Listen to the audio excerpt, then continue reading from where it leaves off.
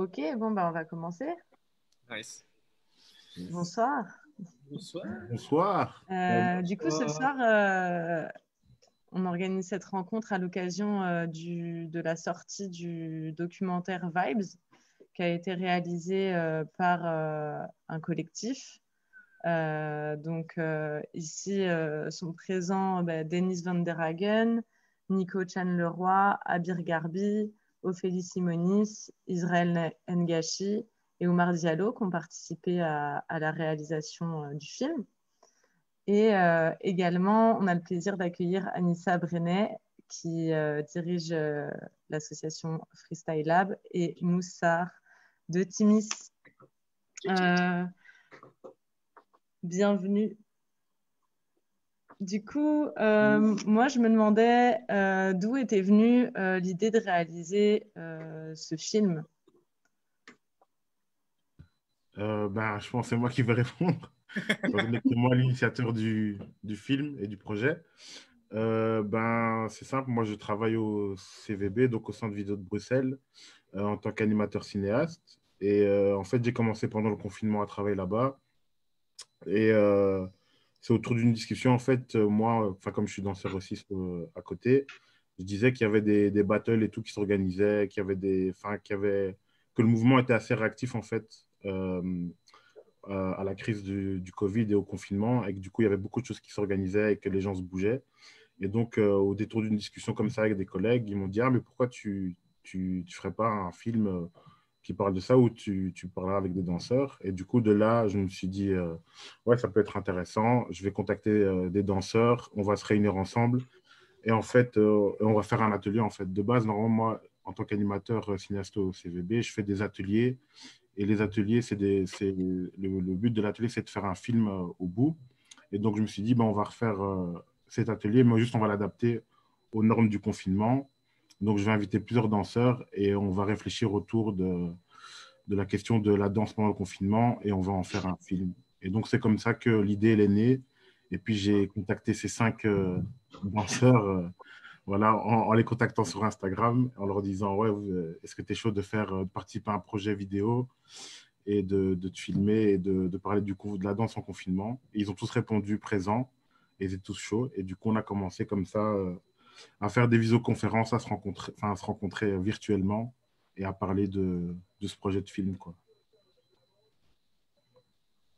Ok.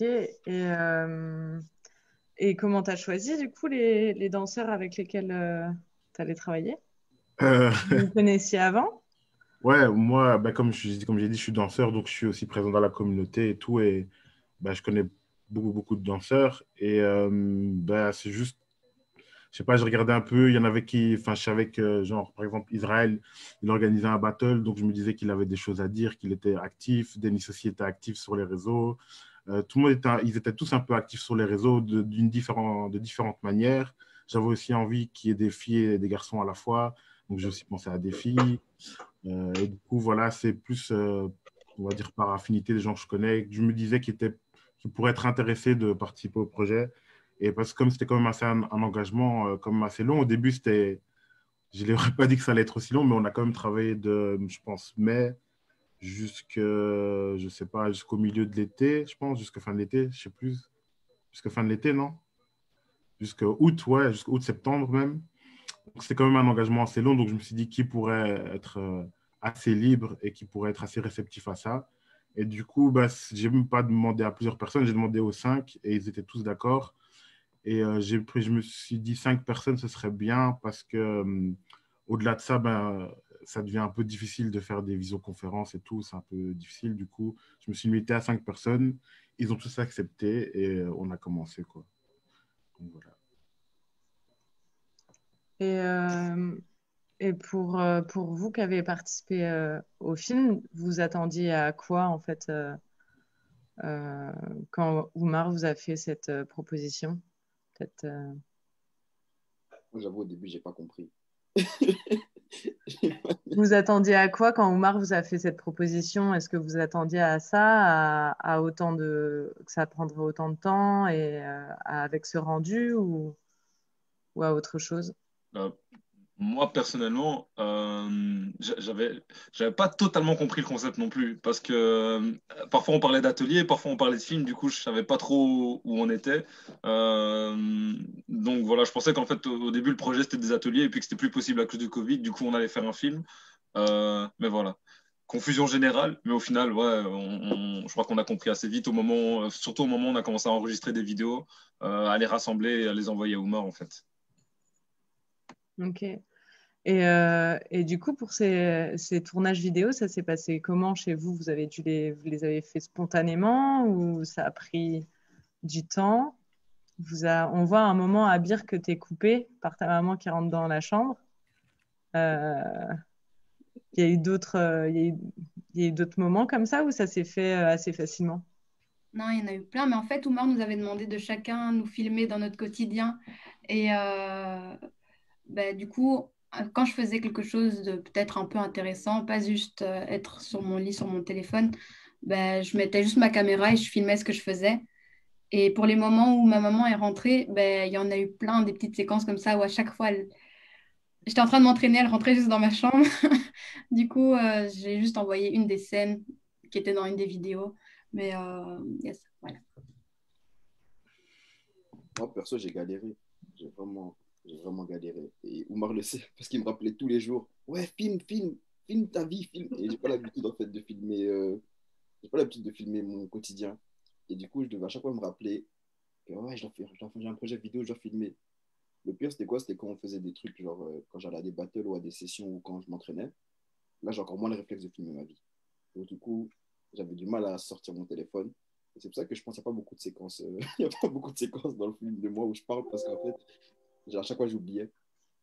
Et du coup, c'était vraiment chaud. Ouais, parce que tu étais interrompu. Non, c'est juste que j'avais pas ce réflexe. En fait, j'avais pas ce réflexe-là de filmer mon téléphone et de filmer mon quotidien. Et du coup, au début, c'était très difficile de le faire. Et j'ai dû intégrer ouais, ce mécanisme-là de filmer mon quotidien petit à petit.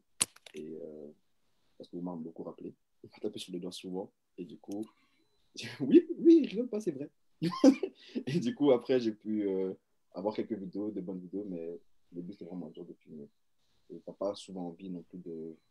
Enfin, je sais pas, t'es à la maison tout le temps et tu te dis qu'il n'y a rien d'intéressant à faire, il n'y a rien d'intéressant à filmer. Et Omar nous poussait à filmer tout, genre peu importe des moments où j'étudiais ou des moments où c'était vraiment avec la famille. Et c'est ça. Ok. Et pour Nico et Ophélie, pour vous, ça a été facile? Non, c'était un peu chaud. Parce que, genre, c'est dur en fait d'être spontané. Tu vois, genre dire, ok, là je dois filmer. Ok, qu'est-ce que je vais dire? Tu vois, du coup, la spontanéité, c'était quand même difficile. Et puis, genre, tu savais pas si c'était intéressant comme contenu pour le film. Genre, si ça valait la peine d'être filmé ou de l'envoyer à Omar ou quoi, tu vois. Du coup, je me suis dit, vas-y, je filme tout et j'envoie tout et il fera le choix pour son film. Donc, voilà. Mais il m'a aussi beaucoup rappelé d'envoyer parce que la spontanéité, c'était pas évident. De mon côté, je dirais que ça allait encore parce qu'en fait, quand il a demandé, on va dire que c'était encore le début ou mi-confinement et je prenais beaucoup de vidéos, de cours en vidéo à ce moment-là. Et donc, je pouvais prendre, en fait, filmer ce que je prenais comme choré en vidéo et je donnais aussi des cours en vidéo à ce moment-là aussi. Donc, j'avais des petits trucs déjà à filmer. Et vu que je devais donner des cours, donc je pouvais filmer des cours que je créais. Je pouvais filmer pendant que j'étais en train de filmer, enfin, pendant que je donnais cours. Je pouvais filmer ce que je prenais comme cours, pendant que je prenais cours, le feedback, etc. Et donc, on va dire que ça allait encore. C'est juste, il fallait aussi choisir parce qu'à un moment, quand tu prends cours, c'est facile que ça prend 1 heure. Tu vas pas envoyer une vidéo d'1 heure. Donc là, tu devais aussi couper, voir ce qui était plus intéressant. Et en gros, je crois que c'était ça. Ça va. Ok. Et Oumar, du coup, toi, tu avais envie de montrer quoi à travers ce film? Euh, Mais en fait, cette question-là, je me le sais pas, pardon, je me la suis pas posée toute seule. J'ai vraiment essayé que on se la pose tous ensemble parce que c'est ça. Enfin, c'est pour ça qu'il y avait peut-être au début cette confusion autour de si c'est un atelier ou un film. Mais en fait, l'atelier, c'était en sorte pour faire le film. Donc, c'est pour ça qu'au début, on a fait juste des vidéoconférences où on se rencontrait et on échangeait en fait sur notre vécu en fait, du confinement. Et en fait, on va dire, ce qui en ressort du film et ce qui est passé comme message, au final, c'est un peu ce qu'on a discuté au départ en fait, avec toute l'équipe. On s'est un peu retrouvé sur des thèmes, sur des choses qu'on vivait en confinement, que ce soit le rapport aux réseaux sociaux, au fait de tout ce qui se passe en ligne, que ce soit le rapport à ce manque qu'on a de partager avec les gens, au fait qu'on se rende compte que le partage, c'est primordial, et plus particulièrement dans les danses qu'on pratique, vu que c'est vraiment la base, c'est des danses sociales où il y a un échange vraiment entre les gens. Et donc, c'est plus tous ces thèmes en fait, autour desquels on s'est retrouvés. Donc, on a juste discuté en fait au départ. Et puis après, moi, mon but, c'était vraiment que ce qu'on a discuté entre nous transparaisse dans le film. Et donc, c'est pour ça qu'après, en fait, une fois qu'on a un peu plus, on a fait un peu déconfiné, j'ai été voir chacun un par un en respectant les règles sanitaires. Et j'ai interviewé chacun justement autour de ce dont on avait parlé. Donc, la base, en fait, c'est venu d'eux. Et puis moi, autour de là, j'ai pu créer un questionnaire qui pouvait mettre en valeur ce qu'ils avaient envie de dire, en fait. Et c'est un peu ça le processus par lequel on est passé pour faire le film, en fait. Ouais, et dans le film, notamment, on vous voit au moment du déconfinement, en fait. Euh, quand vous vous retrouvez ensemble, on sent l'énergie, le chill des retrouvailles. Euh, Est-ce que vous étiez conscient de ça lors du montage, quand vous avez monté le film? Conscient de quoi? J'ai pas trop... Du fait qu'on ressentait Ouais, cette bonne énergie, ces retrouvailles entre vous. ouais, bien sûr, pendant le montage, c'est vraiment ça que moi, étant donné que je suis danseur et que j'ai aussi vécu, enfin, j'ai un peu vécu de la même manière ce qu'ils vivaient pendant le confinement et pendant le déconfinement. Le but, c'était vraiment de montrer, comme on en parle en fait, comme ils en parlent, on va dire, oralement, en disant, ouais, ça nous a manqué, ça nous a manqué. Le but, après, avec les images, je le savais quand on s'est dit qu'on allait faire une session et qu'on allait se retrouver au cinquantenaire. Le but, c'était vraiment de faire ces images-là. Et puis au montage, bien sûr, c'était ces séquences-là, par exemple, cette séquence-là au moment du déconfinement, quand on est au cinquantenaire, le but, c'est de montrer, il y a ces retrouvailles, il y a cette bonne humeur, il y a le fait qu'en fait, on est un peu libre, on a un peu retrouvé nos libertés. Et donc, c'était vraiment ce côté-là, oui, bien sûr qu'on était conscient et qu'on voulait montrer ça, en fait. C'est voulu. Et vous étiez tous conscients du coup que ces images-là, elles allaient servir au documentaire? En fait, je crois qu'on ne savait pas exactement quelle image allait être prise, mais on savait en fait que les images qu'on prenait allaient être prises. On ne savait pas exactement lesquelles, donc on prenait en fait l'entraînement qu'on avait. Et au final, ce que Oumar a choisi, c'était des images parfaites pour représenter en fait ce qu'on ressentait au moment même. Car vu que c'est pas de l'acting, c'était vraiment au moment même ce qu'on ressentait. Il a juste filmé en fait toute la répète à ce moment-là, ou plutôt tout le training. Et ça a fait que les images étaient bonnes parce qu'en fait c'était real, comme on dit. Mm. C'est ça qui a fait que le document, on ait le ressenti aussi parce qu'on le ressentait nous-mêmes à ce moment-là. Et je Mais pense que... vraiment, on n'était pas, enfin, en tout cas de ma part, j'étais pas conscient exactement de tout ça. Et je pense aussi, parce que ces images-là, justement, au cinquantenaire et tout, c'est les participants qui ont filmé, donc c'est eux qui ont filmé entre eux. Et je pense que du coup aussi, ils étaient sensibles à ce qu'ils avaient envie de montrer, enfin, pas ce qu'ils avaient envie de montrer, mais à ce qui se passait et on va dire, à l'effervescence d'être là réunis. Et du coup, je pense que ça se transparaît dans les images aussi. Ouais. On le voit aussi, on voit cette énergie-là aussi au moment du takeover de Timis au cinéma. C'était un peu un moment presque inédit en fait pour les street dancers ce moment-là parce que il n'y a pas de lieu dédié au street dance à Bruxelles ni même en Belgique si je dis pas de bêtises, hein. Arrêtez-moi. Est-ce que Mousse, est-ce que tu trouves que le film il témoigne bien de cette ambiance-là?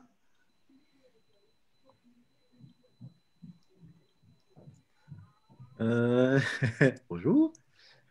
Ouais, je trouve vraiment qu'on sent l'envie et le besoin des gens d'avoir un espace comme celui-là. Euh, et ouais, ça reflète absolument ce que je ressens à chaque fois.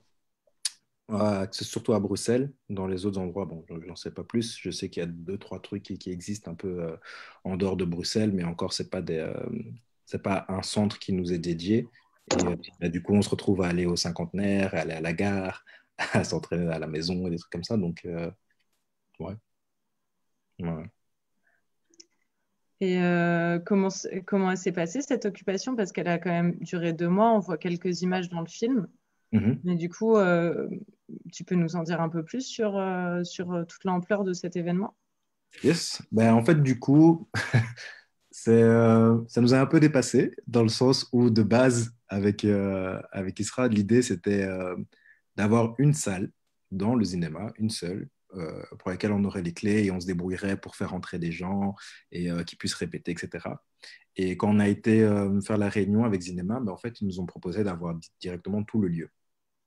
Savoir que ça fait 4 ans, 5 ans que je collabore avec le cinéma.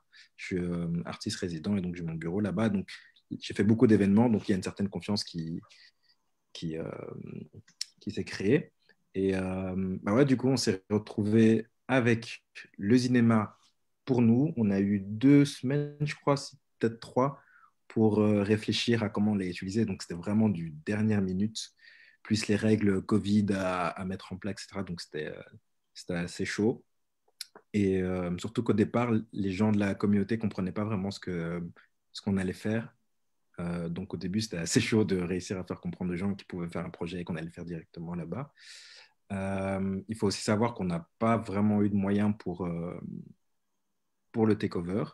On a reçu un budget, mais vraiment très minime, et ça nous a juste servi à pouvoir nous payer et pas bien nous payer. Mais du coup, on n'a pas... allez, tout ce qui s'est fait pendant les 2 mois, c'est juste la passion.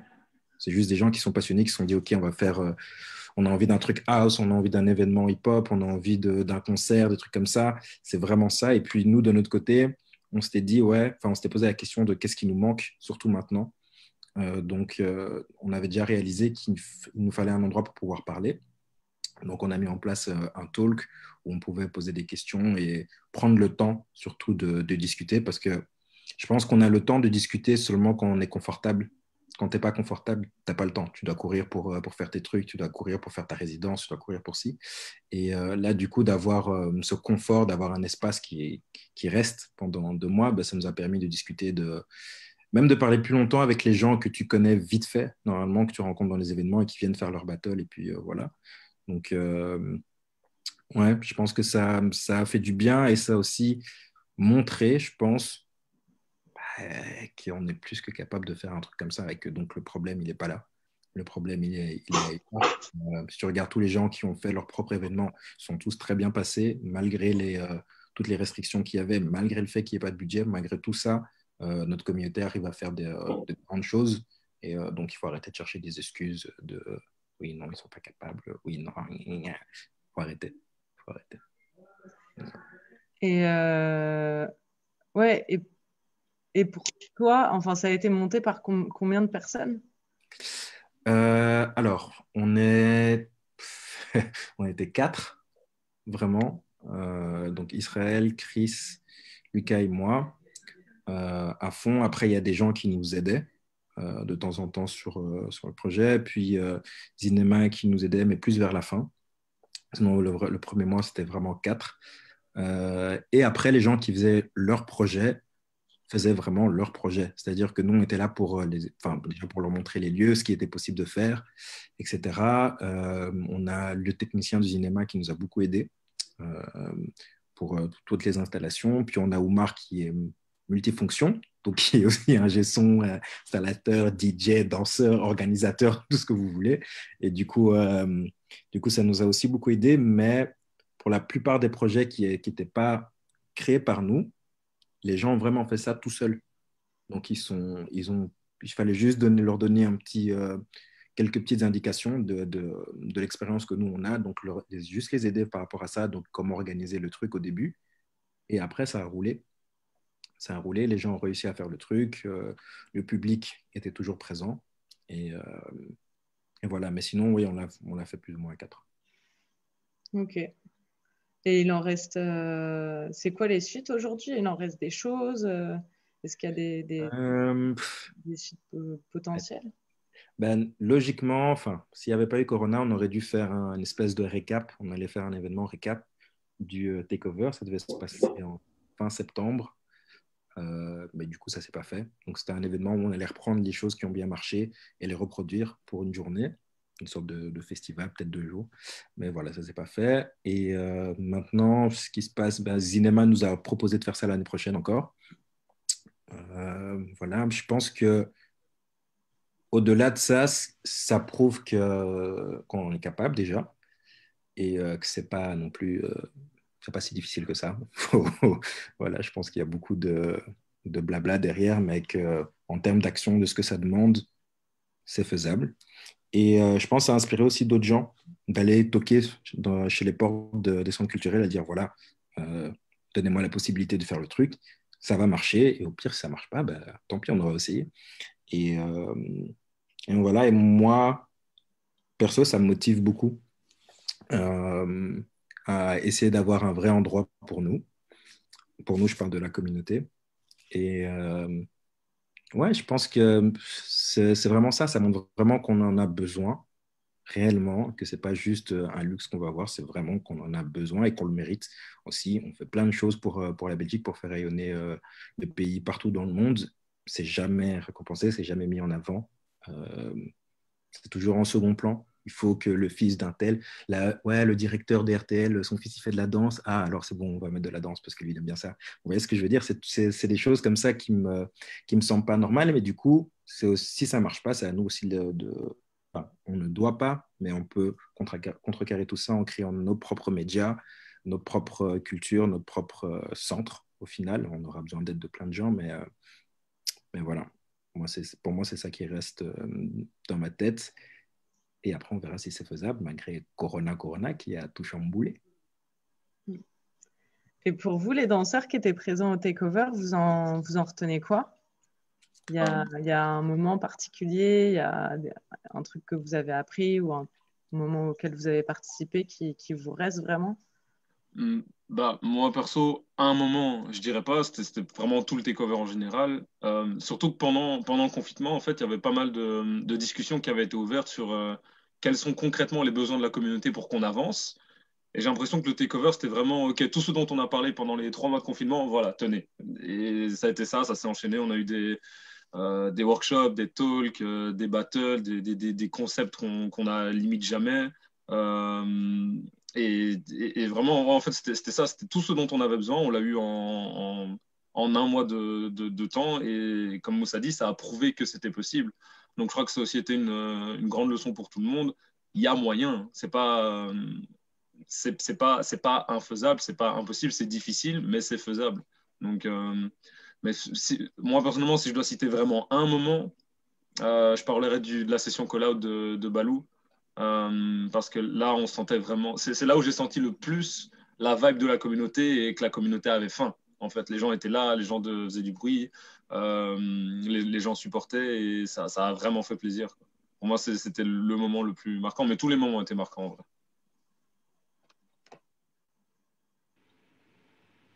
Moi, bon, personne ne veut prendre la parole, je prends la parole. Euh, Moi, ce que j'ai retenu du takeover, c'est que les gens ont vraiment essayé de faire quelque chose. On a vu des jeunes danseurs entreprendre, on a vu des jeunes danseurs se lancer dans l'organisation, on a vu des jeunes danseurs décider de faire bouger les choses. Parce que souvent, on va dire que les jeunes attendent des anciens, on va attendre que quelqu'un organise un battle, on va attendre que quelqu'un prenne l'initiative de faire une session, on va attendre que quelqu'un prenne l'initiative de faire quelque chose. Et là, avec le takeover, avec Timis qui dit ok les gars, j'ai des salles qu'il vous faut, vous avez juste à nous demander. Et ben là, on a vu que il suffit juste de pousser un peu les gens, juste un peu, leur donner une petite opportunité pour qu'ils s'occupent du reste. C'est-à-dire que Timis n'a pas vraiment aidé des événements comme Umoja, des événements comme le Call Out, on a juste peut-être encadré. Mais le reste, comme Mouss l'a dit, c'est vraiment les organisateurs qui ont fait la plupart du travail. Donc il suffit en fait juste de pousser juste un peu, un petit coup de pouce.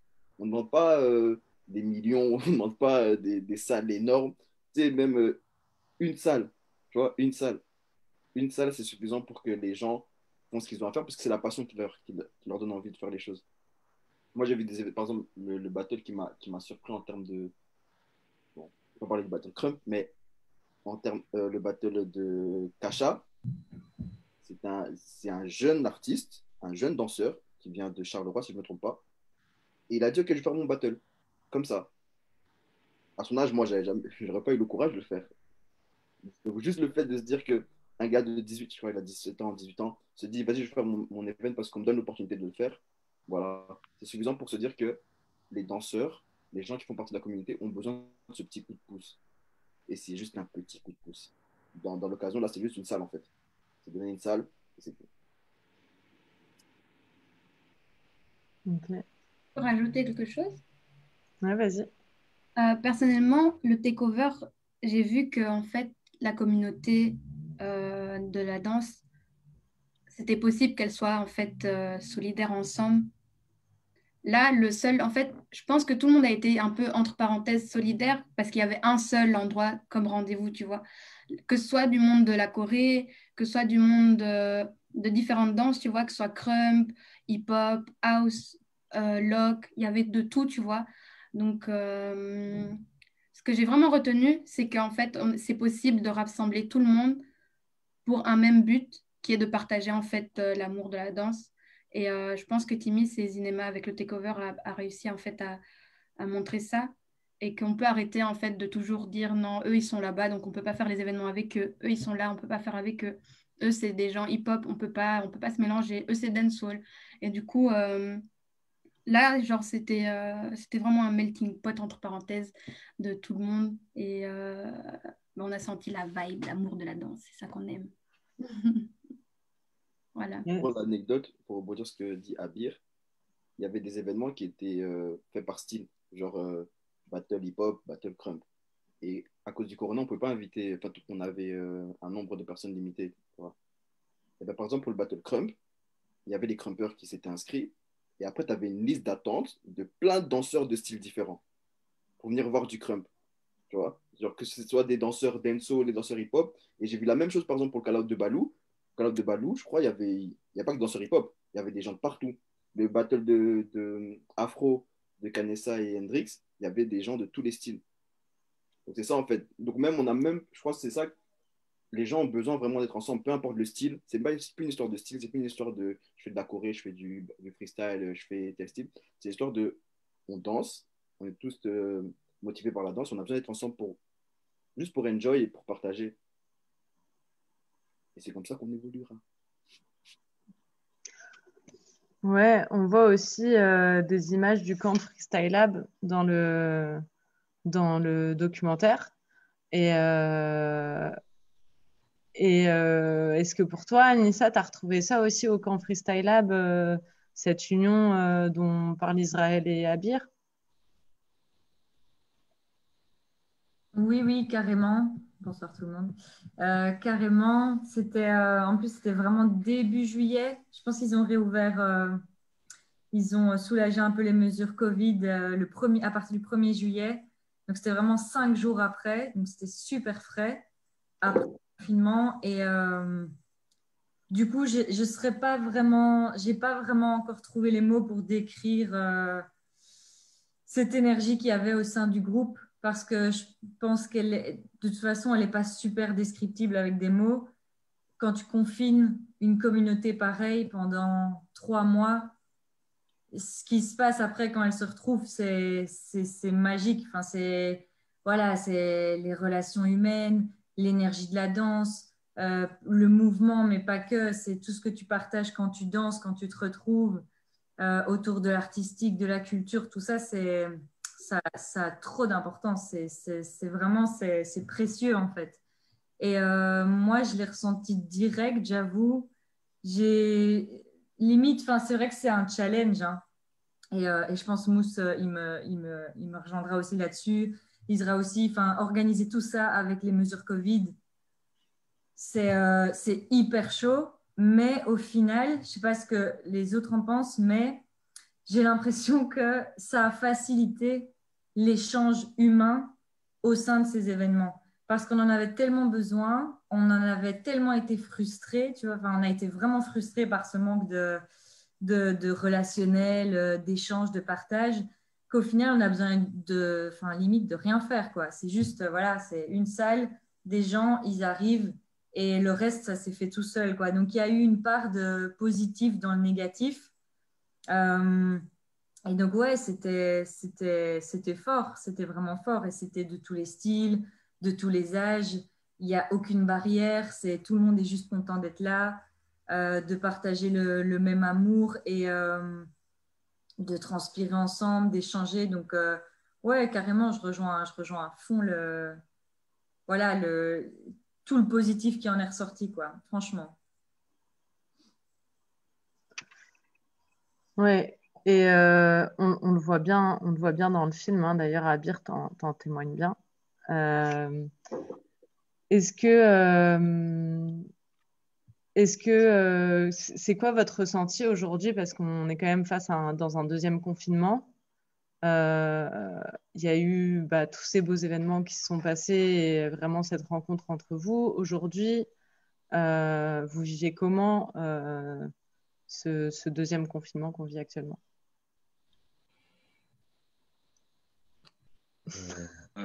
Omar, vas-y. Oh, vas-y. Mais en vrai, personnellement, je trouve que ce deuxième confinement, il est beaucoup plus difficile à vivre que le premier. Parce que je pense que 2019, c'était une année qui tournait quand même pas mal au niveau des événements. Il y avait pas mal de choses qui se passaient. Et du coup, pour beaucoup de personnes, peut-être les organisateurs ou les gens qui étaient très actifs, etc., c'est tombé comme une sorte de, même si c'était assez frustrant, une sorte de pause qui nous a permis d'un peu de relativiser, de discuter tous ensemble, d'organiser plein de choses en ligne qui, au final, rendaient service à la communauté. Et voilà, j'ai vraiment l'impression que ces 3 mois de premier confinement ont été vraiment constructifs. Et du coup, quand on a été déconfiné, on s'est dit, OK, maintenant, toutes ces choses toutes ces infos qu'on a emmagasinées, toutes ces leçons qu'on a apprises pendant ces 3 mois, on va les mettre d'application. Et puis, d'un coup, on se retrouve confiné et on se dit que c'est pas qu'on n'a plus rien à apprendre, mais on a déjà parlé de ce dont on avait à parler. Et du coup, là, tout ce qu'on attend, en fait, c'est de pouvoir sortir et faire et mettre ça en application. Du coup, moi, personnellement, la manière dont je le vis, je trouve ce deuxième confinement beaucoup, beaucoup plus dur à vivre. Même si au niveau des règles, c'est moins strict, on va dire.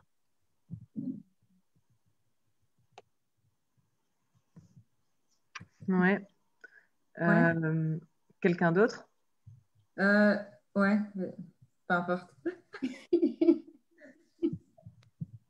Vas-y, Abir. Non, c'est bon, vas-y, Anissou, moi je parle trop depuis. Moi, pareil que Denis, vraiment. Déjà, je voudrais dire un truc. Respect à ces 5 danseurs qui se sont filmés pendant le premier confinement.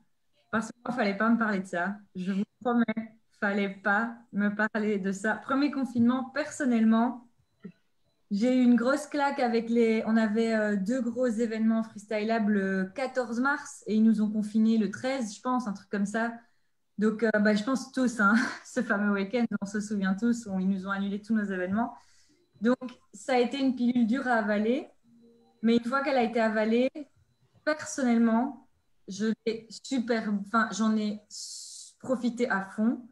Profité dans le sens où on ne se rend pas compte à quel point on travaille, on s'entraîne, on n'est jamais chez soi, on paye de l'électricité, on n'allume jamais notre électricité. Enfin, vous voyez, on n'est jamais vraiment en train de prendre du temps pour nous et tout ça.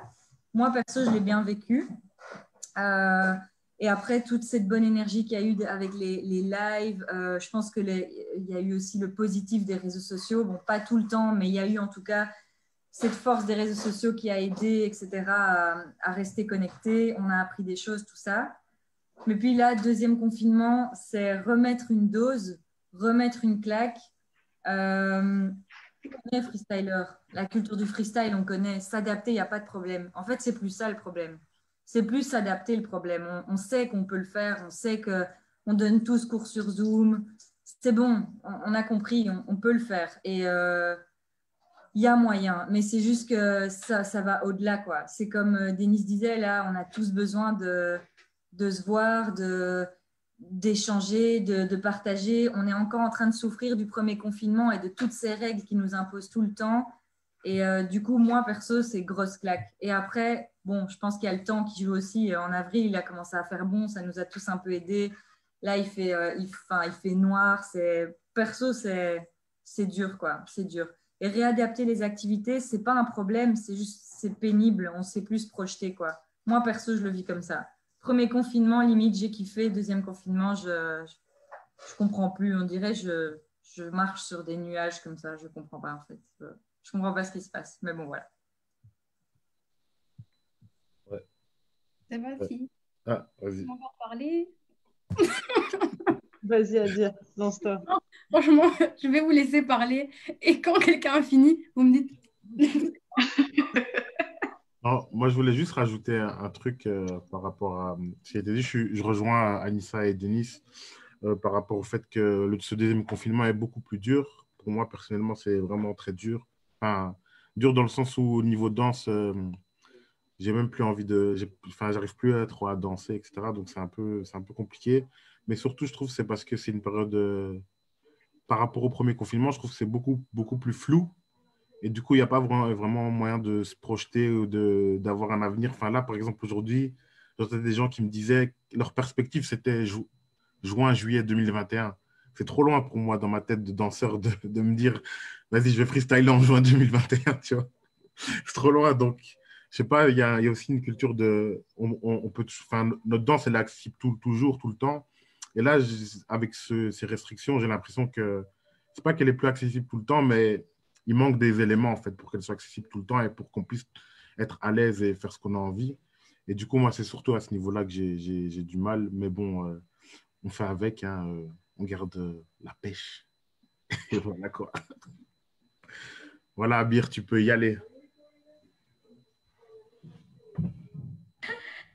Vous êtes sûr? Ok. Mais moi, je rejoins tout le monde pour ce deuxième confinement, mais je trouve que en plus d'être dur, ça a cassé en fait le rythme qu'on avait gagné parce qu'on était dans une vibe en fait. On est sorti du confinement et il y avait une vibe créative et aussi, je sais pas comment on peut dire, mais en mode tout le monde supportait tout le monde. C'est encore le cas, mais tout le monde supportait tout le monde voyait tout le monde. Et je pense que ce deuxième confinement, il a beaucoup cassé le rythme qu'on avait installé. Et du coup, bah, tout le monde reprend en fait ses distances avec tout le monde. Et aussi, je pense que le premier confinement, comme Anissa avait dit, ça a permis de mettre une pause. Par exemple, personnellement, j'étais grave en stress pour mon projet à moi personnellement parce que je devais vite faire les choses, j'attendais des demandes de subsides, blablabla, blablabla. Et en fait, ce confinement le premier a permis de mettre une pause et de me dire, OK, en fait, j'ai le temps de pouvoir tout remettre en place, en fait.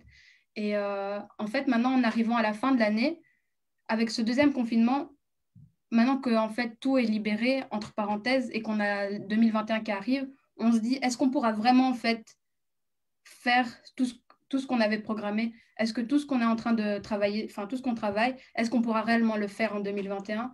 Et au plus on prolonge ce confinement, au plus je pense que ça me fait monter une anxiété chez nous, de se dire est-ce qu'on pourra vraiment faire tout ce qu'on travaille là. Donc voilà. Ce confinement, il est chiant, mais bon, hein, voilà. Vas-y, Mousse. Yep. Ouais, moi, je voulais juste ajouter un truc. Du coup, oui, comme Anissa, le premier confinement, au début, c'était pas bien. Mais, MZ. pardon. Mais à la fin, on s'habitue. On prend le temps de faire pousser des trucs dans son petit appartement, etc. Donc, ça, c'était chouette. Mais là, moi, en fin du premier confinement, je réalisais le statut du danseur déjà. Tu réalises le statut du danseur, qu'est-ce que tu représentes au final au niveau fédéral? Rien du tout. Et avec le deuxième, où on permet à certains centres culturels de s'ouvrir, de laisser des artistes professionnels venir répéter, etc., c'est pas nous qu'on laisse rentrer dans les centres culturels. Nous, finalement, on est retourné quoi? On est retourné à la base des bases, à danser dans la rue. Là, en hiver, il fait 2 degrés et tu as encore des gars qui sont à la gare en train de s'entraîner. Tandis qu'à côté, tu as d'autres danseurs professionnels, il faut voir aussi comment tu définis qu'une personne est professionnelle, sont en train ont accès à des salles. Là, moi, lundi, j'ai eu une résidence au Brigittine. C'est pas normal. Enfin, c'est cool, la salle, elle est magnifique, hein, j'ai kiffé. Mais je veux dire, c'est pas normal que. Ouais. Et à côté. Elle est Ouais, belle. ouais. Mais à côté, tu as des danseurs qui ont pas accès à tout ça. Et encore une fois, ça montre le fossé qu'il y a entre l'aspect culturel, le monde culturel et le monde des street culture. On en revient toujours en dernière position, que ce soit pour ouvrir des portes, il ne faut pas juste toquer ou demander. Non, il faut carrément y aller avec un bélier et encore. Et ouais, moi, je pense que c'est ça qui me. C'est pas que ça me fait perdre espoir, c'est pas ça, mais je me dis que il y a. Allez, en fait, il n'y a rien qui a été fait. On doit encore tout faire pour pouvoir avancer. Et même si c'est au niveau des aides ou des perspectives de se dire, OK, cet événement-là, on va le reporter à 2021. Tu ne sais même pas si tu vas pouvoir le reporter en 2021. Ou alors, il va y avoir 50 personnes. Et c'est cool, d'un côté, d'avoir 50 personnes, parce qu'au moins, tu vois les 50 personnes. Et quand j'ai été au dernier événement qu'il y a eu de Freestyle Lab, j'étais content, tu vois. On était là, ouais, OK, c'est peut-être le dernier, on va en profiter jusqu'au bout. Mais d'un autre côté, quand tu organises un événement, tu ne veux pas qu'il n'y ait que 50 personnes. Tu as envie d'avoir un maximum, de faire profiter un maximum de personnes. Et c'est ça aussi que je pense qui est difficile pour le moral, où tu te dis, ouais, quand est-ce que ça va pouvoir revenir à ce que c'était avant? Et pour l'instant, tu n'as pas de réponse. Et c'est le fait de ne pas avoir de réponse qui est difficile à encaisser, en fait.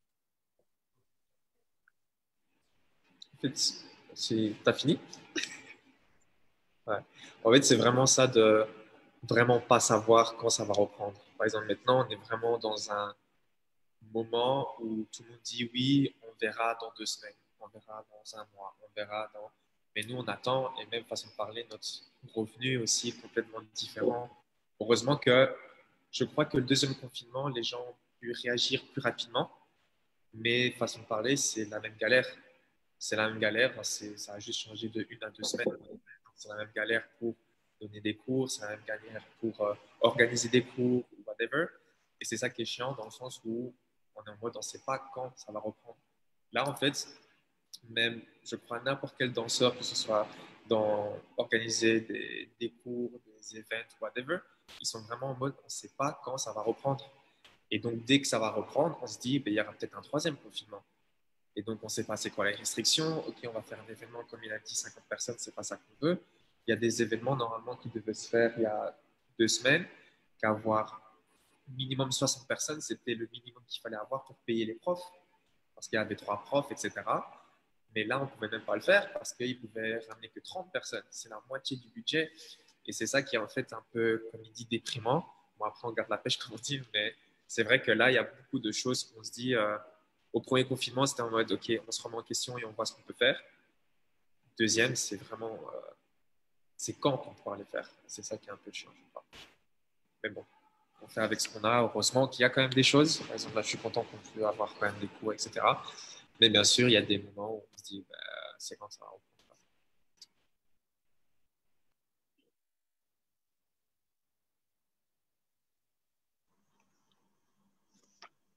Quelqu'un Moi, je d'autre? voulais rajouter un truc. Je rejoins Ambir par rapport à ce qu'elle a dit, que le deuxième confinement, ça a vraiment cassé cette dynamique, tu vois, genre, on pouvait limite enlever le masque dans la rue. Enfin, c'était vraiment la libération. Et puis, petit à petit, genre, j'ai vu ça, genre, vraiment, ça a retombé, tu vois. Et, euh, et ouais, c'était pas évident, mais genre, personnellement, moi, je fais tout pour que ça, allez, que je le ressente pas comme le premier confinement, quoi. Donc, on essaye de faire en sorte, allez, comme les restrictions sont moins euh, dures, on essaye toujours de se capter avec d'autres personnes. Personnellement, moi, je travaille, j'ai su trouver un taf, donc ça, c'est vraiment cool. Et enfin, c'est beaucoup plus facile, je trouve, que le premier confinement. Et puis par rapport au temps, quand on ne sait pas quand ça va s'arrêter, etc. Mais moi, je me dis que tout est temporaire et que on garde espoir, quoi. Ça va passer à un moment ou à un autre. Parce que sinon, tu perds la tête, même si parfois le matin, tu n'as pas envie de te lever parce que tu vois pas le bout, en fait. Tu vois pas le, la suite. Genre, mais franchement, la seule phrase que je me dis, c'est que tout est temporaire et qu'il faut profiter du moment qu'on a et faire ce qu'il faut, quoi. Et justement, Mousse, tu parlais aussi des artistes professionnels et amateurs, vu que c'est ça un peu qui régit les règles dans le secteur culturel en ce moment, à savoir que voilà, il faut être professionnel et qu'est-ce que c'est être professionnel, on ne va pas y répondre tout de suite, mais en tout cas, c'est une question qui est très vague et qui désigne qui est professionnel et qui ne l'est pas. C'est une question qui est encore plus problématique dans le milieu. Mais moi, la question, c'est comment vous faites du coup pour vivre en ce moment, étant donné que vous n'êtes pas considérés comme des artistes professionnels, à quoi vous avez accès comme aide en tant qu'artiste, en tant qu'organisateur également, comment vous arrivez à joindre les deux bouts quoi, actuellement?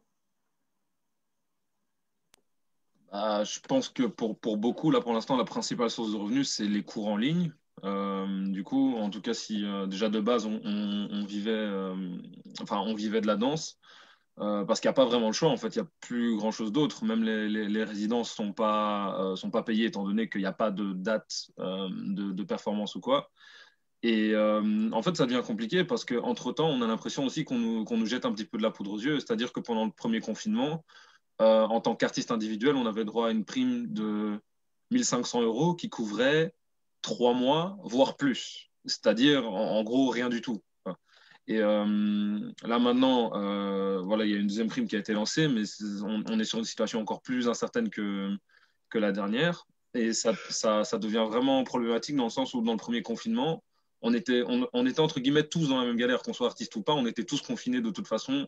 Voilà. Alors que maintenant, on commence à voir de plus en plus d'inégalités qui commencent à se profiler, c'est-à-dire que les magasins sont ouverts, les magasins sont remplis, on va dans les rues commerçantes, les rues sont remplies, mais nous, de l'autre côté, on ne sait pas ouvrir des théâtres à même 40 personnes ou des choses comme ça. Même chose pour les revenus. Du coup, il y a des subsides qui sont clairement insuffisants. Et la question qu'on se pose, c'est du coup, d'accord, déjà la première question, c'est quand est-ce qu'on pourra recommencer à vivre de nos activités? Et deux, c'est comment est-ce qu'on fait maintenant? Parce que du coup, oui, on voit des écoles de danse qui ferment, on voit même, je crois que c'était quoi? C'était un gros truc comme le Cirque du Soleil qui a fermé carrément, qui a fait faillite. Voilà, là, à partir de ce moment-là, je crois qu'il y a vraiment une sonne d'alarme qui doit être, qui doit être déclenchée et c'est alarmant pour le futur. On se rend compte que même si on retourne à la situation normale, on aura toujours cette épée de Damoclès au-dessus de la tête de bah, si jamais il y a de nouveau une pandémie ou un truc dans le genre qui retombe, bah, nous, on a zéro sécurité au final. Si je peux, ouais, pour revenir aussi sur ce que tu viens de dire, c'est pour devenir professionnel, il te faut des contrats. Il te faut des contrats où tu cotises pour la NESS, etc. Mais dans les cours de danse, on ne propose pas ce genre de contrat. On propose des RPI. Des RPI, ça ne représente rien. C'est rien du tout un RPI. Tu n'as aucune sécurité avec un RPI. C'est vraiment un papier pour dire qu'on t'a donné un papier au final. Et moi, c'est pour ça aussi que j'ai décidé d'arrêter la plupart de mes cours. Le seul cours que j'ai gardé, c'est celui qui m'a donné où j'ai reçu un contrat, où je cotise, etc. Parce qu'au final, on croit qu'on gagne de l'argent, mais on n'en gagne pas vraiment avec les RPI, etc. C'est juste quelque chose que moi, j'ai réalisé vraiment maintenant, où je me suis dit, bah oui, au final, j'ai eu 2600 euros, je crois, au total. Mais ça ne te donne aucune sécurité. Tu te blesses, tu n'es pas payé. Tu ne peux pas venir à ton cours pour telle ou telle raison, enfin donner cours, tu n'es pas payé. Et donc, du coup, ouais, tu dépends entièrement de ton corps et il n'y a aucune sécurité derrière. Et l'autre truc aussi, un truc que j'ai remarqué aussi, c'est que, par exemple, pour moi, ça donne raison à ma mère. Dans le sens où, quand je lui ai dit, ouais, la danse, c'est cool, je vais faire de la danse, ah, tu vois, Ouais, tiens, avec ta danse, pas va retourner travailler au supermarché ou je sais pas quoi. Mais voilà, moi, perso, là, je travaille à mi-temps maintenant dans une, euh, une ASBL culturelle.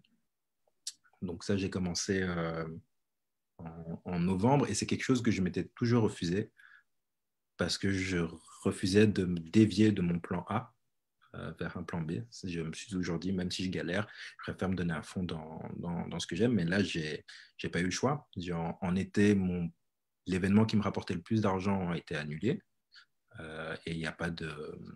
Enfin, j'ai rien reçu en contrepartie. Et puis, la suite de tous les trucs qui sont annulés, etc. Puis, les cours, tu vois toutes les écoles qui sont aussi en galère de thunes et qui essayent de négocier gauche-droite. Et ouais, moi, ça m'a fait réaliser beaucoup de choses. Aussi le fait que, enfin, je parle comme si j'étais vieux, mais j'ai 30 ans.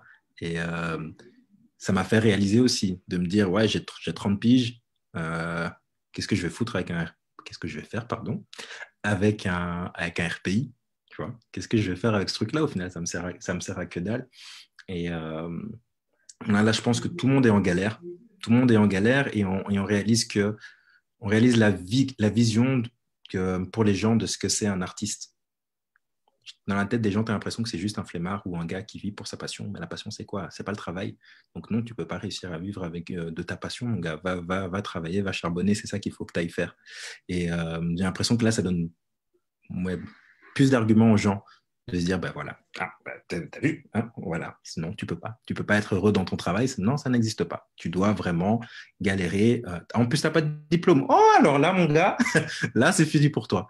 Mais voilà, c'est ça que moi, j'ai vraiment réalisé, c'est que les perspectives en tant qu'artiste en Belgique, c'est vraiment très, très, très difficile, déjà de base. Mais là, avec le Covid, ça a été multiplié. Et donc, il y a des possibilités. Hein. Il y a moyen d'avoir des aides. Il y a ce fameux statut d'artiste qui est possible d'avoir, mais qui demande vraiment de faire de gros sacrifices, etc. Et que c'est pas accessible, il n'est pas accessible à tout le monde, ce statut. Mais voilà, moi, ça me fait mal de voir des danseurs bosser, des danseurs super doués qui nous représentent partout, bah, les voir bosser dans un supermarché. Ça devrait pas exister. Normalement, on devrait, enfin, ce genre de personnes qui passent des heures et des heures d'entraînement, oui, toi, tu le vois danser 3 minutes, mais le gars, pour faire ces 3 minutes à ce niveau-là, ça fait 10 ans qu'il s'entraîne 3 heures, ça a 6 heures, 10 heures par semaine, etc. Donc, ouais, je sais pas. Moi, ça m'énerve beaucoup, là, cette situation. Je suis très tendu par rapport à tout ça parce que je vois trop d'inégalités et de manque de considération en ce moment. Voilà, j'arrête.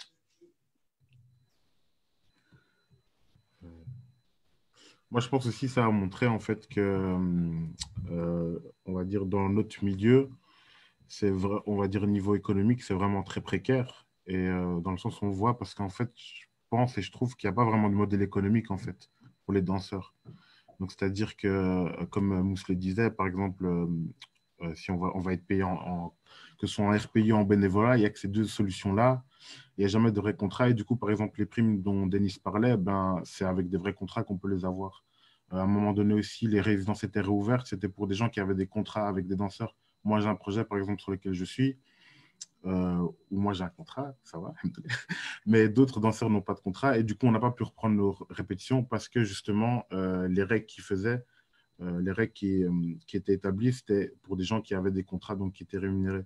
Et du coup, en fait, ça montre encore, ben, une fois, comme on en parlait tout à l'heure, le fossé qu'il y a en fait entre la culture, on va dire, au sens propre, et notre culture, en fait, qui est moins dominante et du coup, qui a un autre moyen de fonctionnement, mais il n'y a pas vraiment de...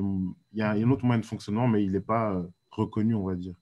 Du coup, c'est très difficile, on va dire, de vivre de l'art déjà de base, et encore plus maintenant en période de confinement, quand on va dire l'État en fait pense à des choses, il pense à la culture, mais pas à notre culture qui est, on va dire, dans un autre système de fonctionnement. Et du coup, en fait, bah, du coup, ça fait qu'on est les derniers, on est les laissés pour de la culture, et déjà de base, on est dans une situation précaire.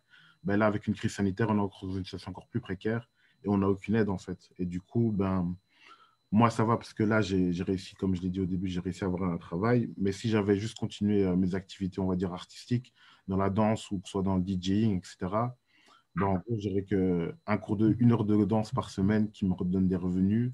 Et voilà, je serais comme ça en 2020-2021, juste à ben, pas avoir de contrat de DJ parce qu'il n'y a pas d'événement, pas avoir de contrat de show ou quoi parce qu'il n'y a plus de show qui se fait. Et donc, j'aurais été juste là à survivre quoi, et à devoir, voilà, devoir serrer la ceinture. Donc, je pense que voilà, c'est juste cette crise en fait doit nous faire rendre compte qu'on doit s'y créer un modèle économique pour les danseurs, en fait, spécifiquement pour les danseurs, et qui sont adaptés à notre manière de fonctionner, parce qu'on a je pense qu'on a une manière de fonctionner à part, que ce soit avec les cours de danse, avec les shows qu'on fait, maintenant avec les créations qui commencent, et je pense qu'on doit développer un modèle économique adapté à cette situation.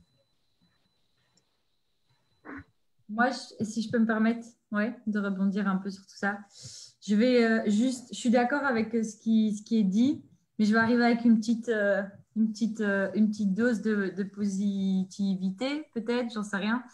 Mais franchement, je suis d'accord. On a un système qui n'est pas du tout adapté.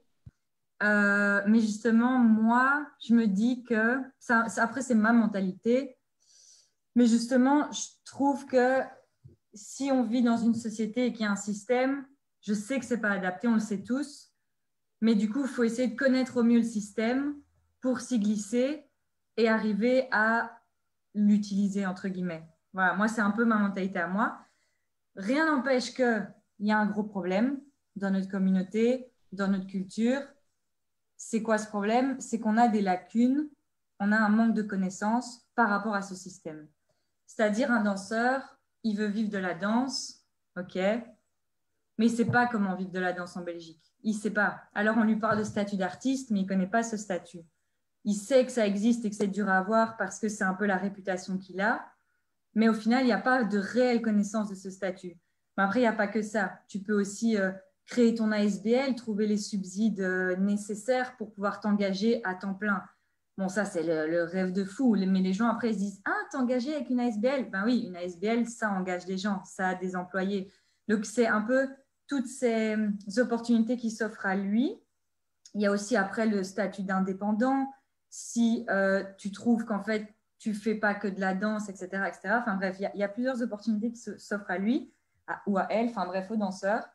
Mais on a un vrai manque de connaissances et personnellement, allez, moi, j'ai toujours été dans des cases. Je fais mes études, j'ai eu un temps plein. Donc, j'ai toujours été dans cette case un peu… moi, je ne voulais pas d'instabilité. C'est un peu dans mon caractère, ma personnalité. J'avais trop peur de la galère, en fait. J'ai toujours eu des jobs étudiants, un peu enfin, voilà, j'ai à gagner mon argent et tout. Du coup, carrément, vivre de la danse, ça m'a toujours fait peur. Mais en 2019, moi, de janvier, j'ai décidé de démissionner de mon temps plein d'avant pour me lancer dans la danse. Enfin, en tout cas, vivre de ma passion. Pas juste dans la danse, mais parce qu'il y a Freestyle Lab, il y a l'organisation d'événements, la diffusion, la com. Enfin, en fait, toutes mes casquettes, je me suis dit, mais moi, c'est pas possible, j'ai envie de faire un truc avec tout ça, avec toutes ces passions, entre guillemets, que j'ai. Mais je sais que c'est un gros sacrifice, le statut et tout ça, mais je n'aurais pas accepté de retourner à 0 € par mois en ayant eu des temps pleins dans le passé. Vous voyez ce que je veux dire? Du coup, je me suis directement renseignée pour le statut. Et en fait, les gars, je vous jure qu'il y a moyen. C'est juste que le danseur n'est pas formé. Vous voyez, il y a des structures d'accompagnement, des plateformes d'accompagnement pour les danseurs contemporains pour obtenir ce statut. Nous, on n'a pas ça. Les danseurs hip-hop n'ont pas d'accompagnement pour obtenir ce statut, cette protection de l'intermittence. On ne sait pas comment on doit faire. On sait que c'est dur. On sait qu'il faut… vous voyez, quand on parle de RPI, on sait en fait que ton RPI, tu dois le déclarer en contrat, payer tes cotisations sociales et en fait, sur tes 150 €, tu en gagnes 60. Ça fait peur comme ça. Mais en fait, il y a plein de manières.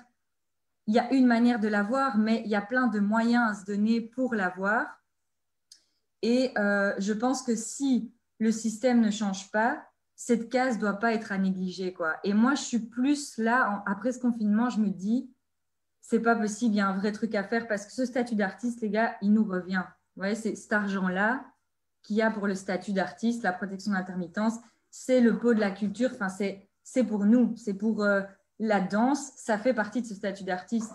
Du coup, il faut voilà, mettre en place plus d'accompagnement, plus de plateformes, de séances d'information sur ce genre de choses parce que c'est pas normal que plein de danseurs contemporains l'aient et en danseur hip-hop, on doit être 4. Enfin, vous voyez ce que je veux dire, ce genre de choses, quoi.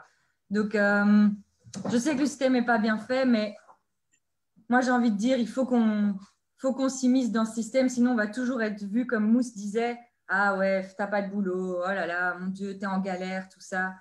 Et ben voilà, il n'y en a pas beaucoup qui le savent. Moi, j'ai eu la chance d'avoir ce statut en fait en mars. Donc directement, en fait, j'ai déclaré tous mes contrats, quoi. Et c'est horrible, je vous jure, c'est un vrai sacrifice. Déclarer des RPI, ça fait vraiment mal au cœur. Vraiment très, très mal au cœur. Mais après, une fois que tu as bien galéré pendant 1 an, 2 ans, ben, tu te rends compte que ce statut, tu peux l'avoir. Et moi, je n'en étais pas consciente de ça. Donc, voilà, moi, je me dis qu'il y a vraiment quelque chose à faire. Que là, s'il y a des gens qui veulent vivre de la danse, il faut qu'on s'entraide et il faut qu'on mette des choses en place pour ce statut ou autre chose. Mais voilà, faut se dire que ce statut, il nous appartient aussi, quoi. Voilà, c'est juste ça.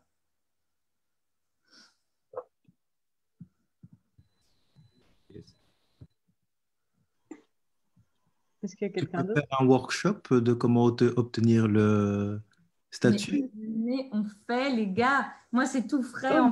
Donc, Ouais. mes connaissances, Il faut faire ça, il faut organiser ça. C'est ça qui manque la structure pour accompagner les gens, pour vraiment. c'est ça, et démocratiser l'information, parce que l'information, on va dire, chez nous, on va dire, elle est super loin et on n'a pas forcément, il n'y a pas de toc à laquelle, pardon, il n'y a pas de porte à laquelle tu peux aller toquer et demander des informations. Et du coup, bah, justement, je pense que voilà, maintenant, avec nous, notre nouvelle génération, on a de plus en plus enfin, on va plus chercher les infos et il faut qu'on se partage et qu'on fasse ça ensemble, quoi.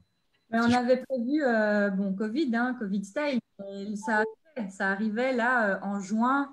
C'était Impulsion qui m'avait demandé de mettre cet atelier en place, une grosse journée de 7 heures où on parle que de ça, pas que du statut, mais en tout cas de comment se professionnaliser. Moi, j'étais chaud, j'étais déjà en train de préparer ce truc.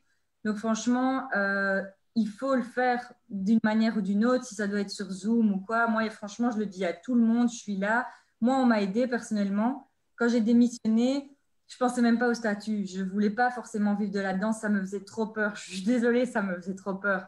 Même au-delà du confinement, je savais pas s'il y avait une stabilité réelle. Et après, c'est des personnes qui m'ont mentionné ce statut et j'ai été aussi entourée. Il n'y a pas que les anciens qui ont ce statut. Il y en a d'autres qui l'ont obtenu aussi il n'y a pas si longtemps. Ils ne sont pas beaucoup, mais ces gens-là m'ont aidé. Il y a aussi la Smart. Enfin, voilà, après, j'ai pris des contacts avec ILA-SBL. Et en fait, là, tu te rends compte qu'il y a moyen. C'est juste que nous, on ne connaît rien. Donc, voilà moi, si vous avez besoin, à un moment donné, moi, je suis là. Et c'est frais dans ma tête. Et ils ne l'ont pas encore changé parce qu'il y a des rumeurs hein, tous les 3 mois. Ah, ils vont changer le statut d'artiste. Ah, ils vont changer ci, ils vont changer ça. Là, ils n'ont encore rien fait. Et de toute façon, il y a des rumeurs tous les 3 mois, donc on s'en fout. Tant que c'est comme ça, moi, le système, je le connais, donc il faut qu'on s'entraide vraiment. Je vous jure que cet argent, il est pour nous. Ils ne nous donnent pas de subsides, bah, c'est tout, statut. C'est le même argent de toute façon. Peut-être pour... Vas-y, Abir. Vas-y, à toi, Abir. Bon, moi, je ne suis pas encore dans tout ce monde-là hein, parce que je suis encore étudiante. Hein. Mais juste par rapport à ce que Anisha disait et Oumar, par exemple, j'y connaissais rien du tout, mais j'avais demandé à Anissa de faire un atelier méthodologie pour mon projet. Et en fait, avec les questions des participants de mon projet, ça a dévié en fait vers ce statut d'artiste. Et donc, on a commencé à avoir une discussion autour de tout ça que moi-même, je n'imaginais pas, en fait, qui m'a moi-même blindé appris. Et je pense que chez nous-mêmes, les jeunes, il y a plein de trucs qu'on ignore, genre par exemple après les études, le truc de chômage pour étudiants, moi je n'étais pas du tout au courant, plein de trucs que genre à l'école on ne va pas nous apprendre ça, à l'UNIF on ne va pas nous parler de ça, on ne va surtout pas nous parler de ça en fait. Et je pense que c'est aussi à nous-mêmes les jeunes d'aller vers ce genre d'informations parce qu'on se dit, c'est des trucs d'adultes. Alors que, bon, tu as 22 ans, 23 ans, 21, tu rentres un peu dans ce monde-là, tu vois. Et donc, juste pour dire que des petites sessions comme j'ai fait avec Anissa, c'est des trucs qui peuvent mener à peut-être une personne dans le groupe qui a fait l'atelier va lui changer, en fait, ça va lui changer sa vie, tu vois. Donc, c'est des trucs qu'on ne se rend pas compte, mais c'est important d'installer ça. Et même si ça n'a rien à voir avec le projet, hein, si c'est un projet où tu dois faire un battle avec de la peinture et que tu fais un atelier avec ça, ça n'a pas besoin d'avoir, je trouve que ça n'a pas besoin d'avoir son petit truc qui va avec le projet de la personne ou quoi. Je pense que c'est des ateliers qui devraient se faire même dans le cursus scolaire ou quoi. Mais donc voilà, it was my petit avis. Ok. Peut-être on passera aux questions ensuite parce qu'on a eu quelques questions sur live. Mais peut-être pour revenir à un truc un peu plus gai, un peu plus dense, est-ce que vous avez des projets en cours de danse desquels vous avez envie de nous parler là? Abir, justement, ça fait plusieurs fois que tu nous parles de ton projet pour lequel tu as reçu des subsides. Et on l'avait entendu aussi dans le film. Voilà, est-ce que tu veux nous en parler là? Yes, mais déjà cette partie dans le film, comment je t'ai gêné Oumar, je le détestais parce qu'il a mis ça, parce que je l'ai mis au bord des larmes. J'étais trop dans un mood, c'était incroyable. Mais du coup, la question c'était. Mais c'est quoi ce projet du coup dont tu parles? Okay. Sorry. Ça consiste en quoi? En résumé, vraiment, ça s'appelle La Tournante. Et c'est un projet qui va durer sur 1 an, qui va rassembler des musiciens et des danseurs. Enfin, quand je dis musiciens, c'est toute personne artiste qui a un rapport à la musique, que ce soit beatmaker, guitariste, chanteur, peu importe. Et du coup, c'est des musiciens et des danseurs qui vont travailler ensemble pendant 1 an. Et donc, ils vont avoir des résidences, des coachings. Et au bout de ces 1 an, ils vont devoir présenter le fruit de leur travail. Et donc, pourquoi Oumar, tu souris comme ça? Ils vont présenter le fruit de leur travail. Et yes. En fait, de base, il n'était même pas censé y avoir de fruits de ce travail parce que le projet a but seulement de développer leur zone de confort, leur recherche artistique et d'essayer de mettre les musiciens et les danseurs sur le même piédestal parce que souvent, on voit juste les danseurs devant et les musiciens derrière. Ou bien l'inverse, on voit juste des musiciens et pas de danseurs. Et donc, ce projet a vraiment pour but de les faire travailler ensemble et de les faire développer, en fait, et de leur apprendre un maximum de choses et d'avoir, en fait, le temps. Parce qu'un an, c'est long. Et la plupart des projets, par exemple, Creative Boy, je prends ça comme exemple, c'est 3 jours. Ou bien même maintenant, le camp freestyle. C'est pas vraiment enfin, c'est pas un freestyle lab, c'est pas un camp de recherche personnelle ou quoi, mais c'est 1 semaine. Et on a plein de petits projets comme ça, super, super intéressants. Mais au bout d'un moment, ça s'arrête. Et le but aussi de la tournante, c'est d'avoir vraiment le temps de s'impliquer comme on le voudrait. Et 1 an, ça permet en fait à tout le monde de donner un peu de sa part. Parfois, il y a des gens qui ne seront pas là parce qu'ils ont des projets de vie, mais à un autre moment, ils pourront se rattraper, etc., etc. Du coup, le but, c'est vraiment de pouvoir être dans un cadre bienveillant, d'être entouré, d'avoir les moyens, et de pouvoir créer. Donc voilà, c'est vraiment ça.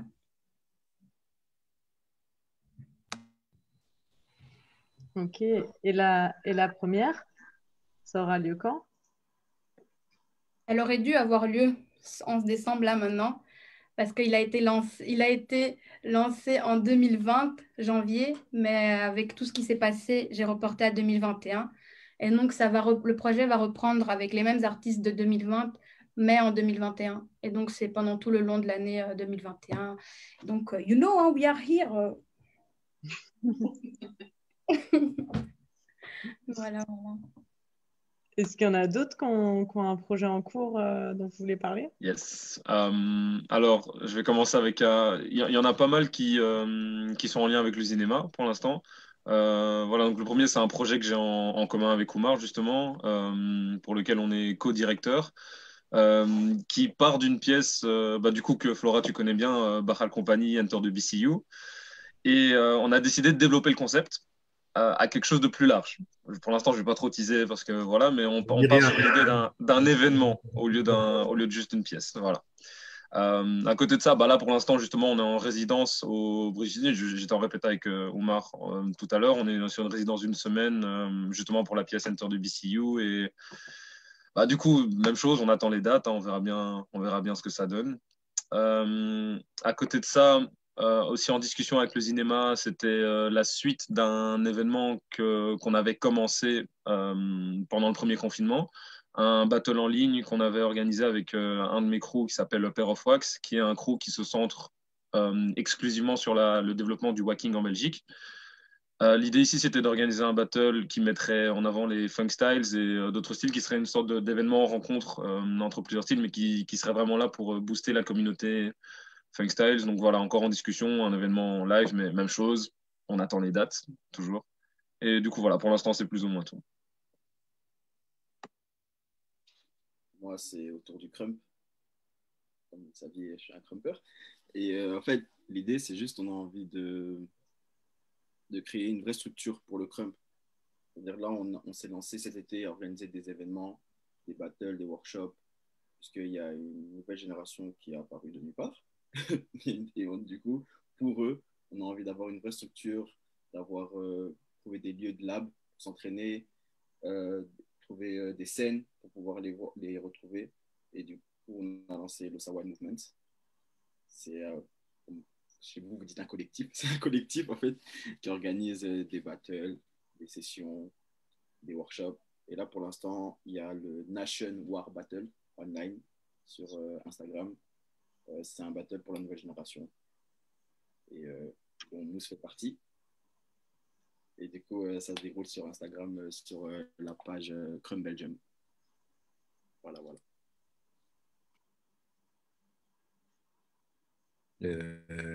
Yep. Alors, avec Timis, on va faire aussi un battle en ligne, enfin semi en ligne. Donc, c'est un battle où les danseurs qui vont faire le battle 1v1 seront ensemble dans un lieu. Ils feront le battle vraiment. Puis on le filme et après on le met sur Instagram. Et c'est de là qu'il y a la partie live. Donc, c'est pour essayer de mêler les deux. Voilà. Puis on a enfin, ça, on va voir encore si ça va se passer. Mais on a des concerts aussi qui devraient se passer. C'est des concerts adaptés, Corona, blablabla. Voilà. Et puis, une série d'interviews aussi qui arrive. Et il me semble que c'est tout. Ouais, tout le reste est en pause. Tout le reste est en pause. On verra où ça l'aime. Voilà. Ok, quelqu'un d'autre? Ou pas, hein? Moi, mes projets, ils sont là, mais ils sont en pause. Mais dès qu'on a un feu vert, on va balancer, quoi. Il y aura du lourd. Il y aura du lourd. Voilà, comme les rappeurs ils disent, ça arrive. Ça arrive. Vous n'êtes pas prêts. Voilà, j'attends, quoi. J'attends le feu vert. Ok. Ouais, on a eu quelques questions quand même. Il y a une question, mais je pense vous y avez déjà un peu répondu. Nous vivons un deuxième confinement. Comment ça se passe pour vous aujourd'hui? Qu'est-ce qui a changé ou qu'est-ce qui est pareil au premier confinement? Bon, on a vu que vous étiez tous un peu déprimés. On est. Non, c'est la joie. Le portefeuille, il a bien changé. Ça, ouais. Oh, bah, Une autre question. Quelles sont les réactions à la diffusion du film jusqu'à présent? Sachant que pour le moment, la plupart des activités sportives sont suspendues, le film inspire-t-il d'autres jeunes à chercher comme vous, à chercher à dépasser par la vidéo la rupture des liens sociaux qu'entraîne le lockdown? wow. Est-ce que votre film est une source d'inspiration? Une question vraiment... Une question vraiment... Vas-y, Il y a des journalistes qui regardent apparemment. Ben, personnellement, après, je veux juste parler des quelques retours que moi j'ai eus. J'ai eu des retours assez positifs autour du film.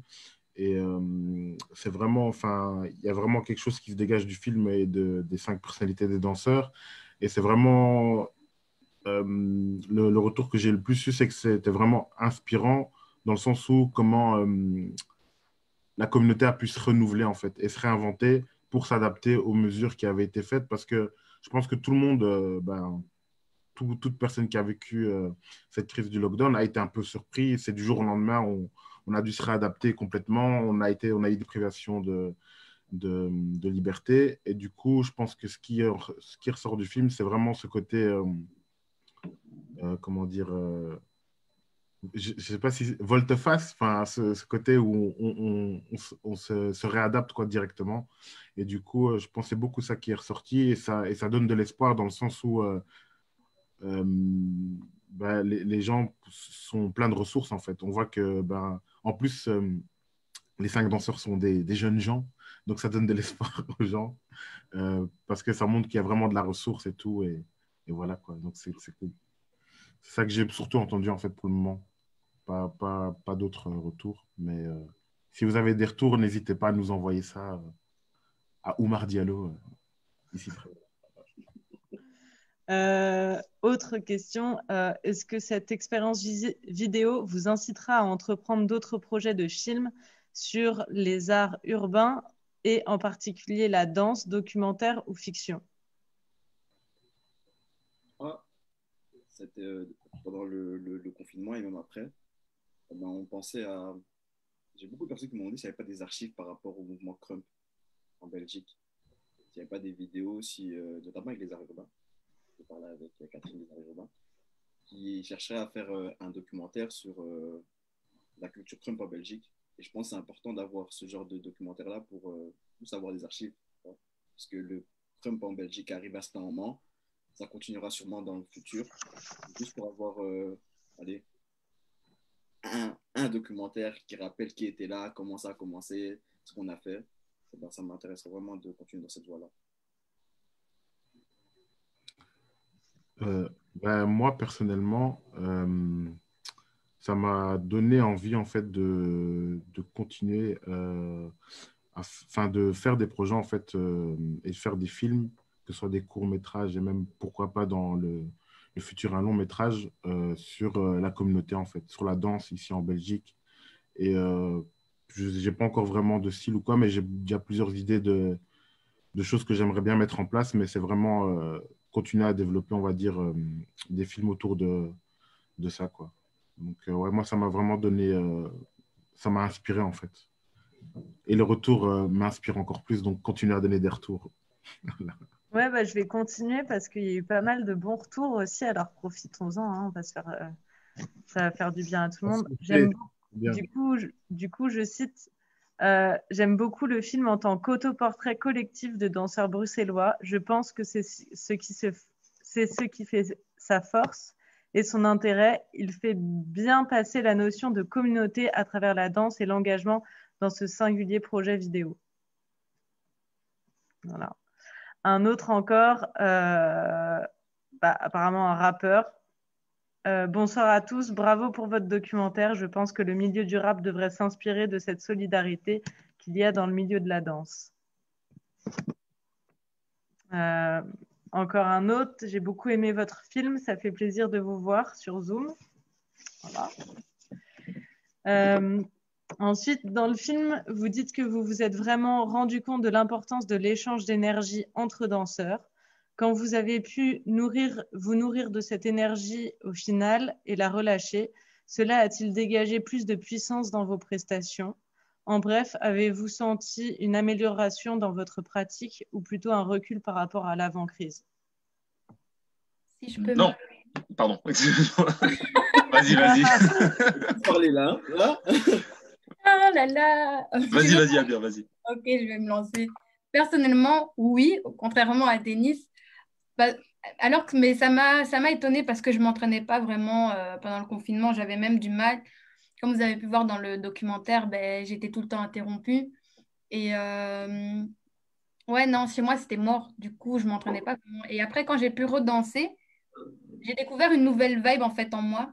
Et j'ai trop kiffé en fait. Genre vraiment ma house, parce que bon, je fais plus de la house.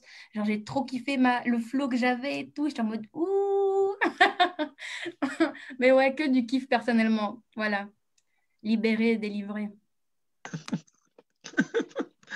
Moi, personnellement, le truc, c'est que quand on est sorti de confinement et qu'on a recommencé à faire des sessions, bon, voilà, discrètes, 1 m 50 de distance, tout ça, justement, en fait, toutes ces restrictions, ça faisait que c'était difficile de capter la vibe. Et parce que j'avais plus l'habitude de danser avec des gens, me réadapter à cette énergie, c'était compliqué. Donc, revenir directement enfin, avec plus de puissance dans les prestations, non, ça a mis du temps, on va dire. Et je pense que c'est vraiment avec, par exemple, le Team Takeover que là, vraiment, la vibe, elle était de retour. On la sentait à chaque événement. On a eu les sessions call-out, Social Room, Supreme Cypher.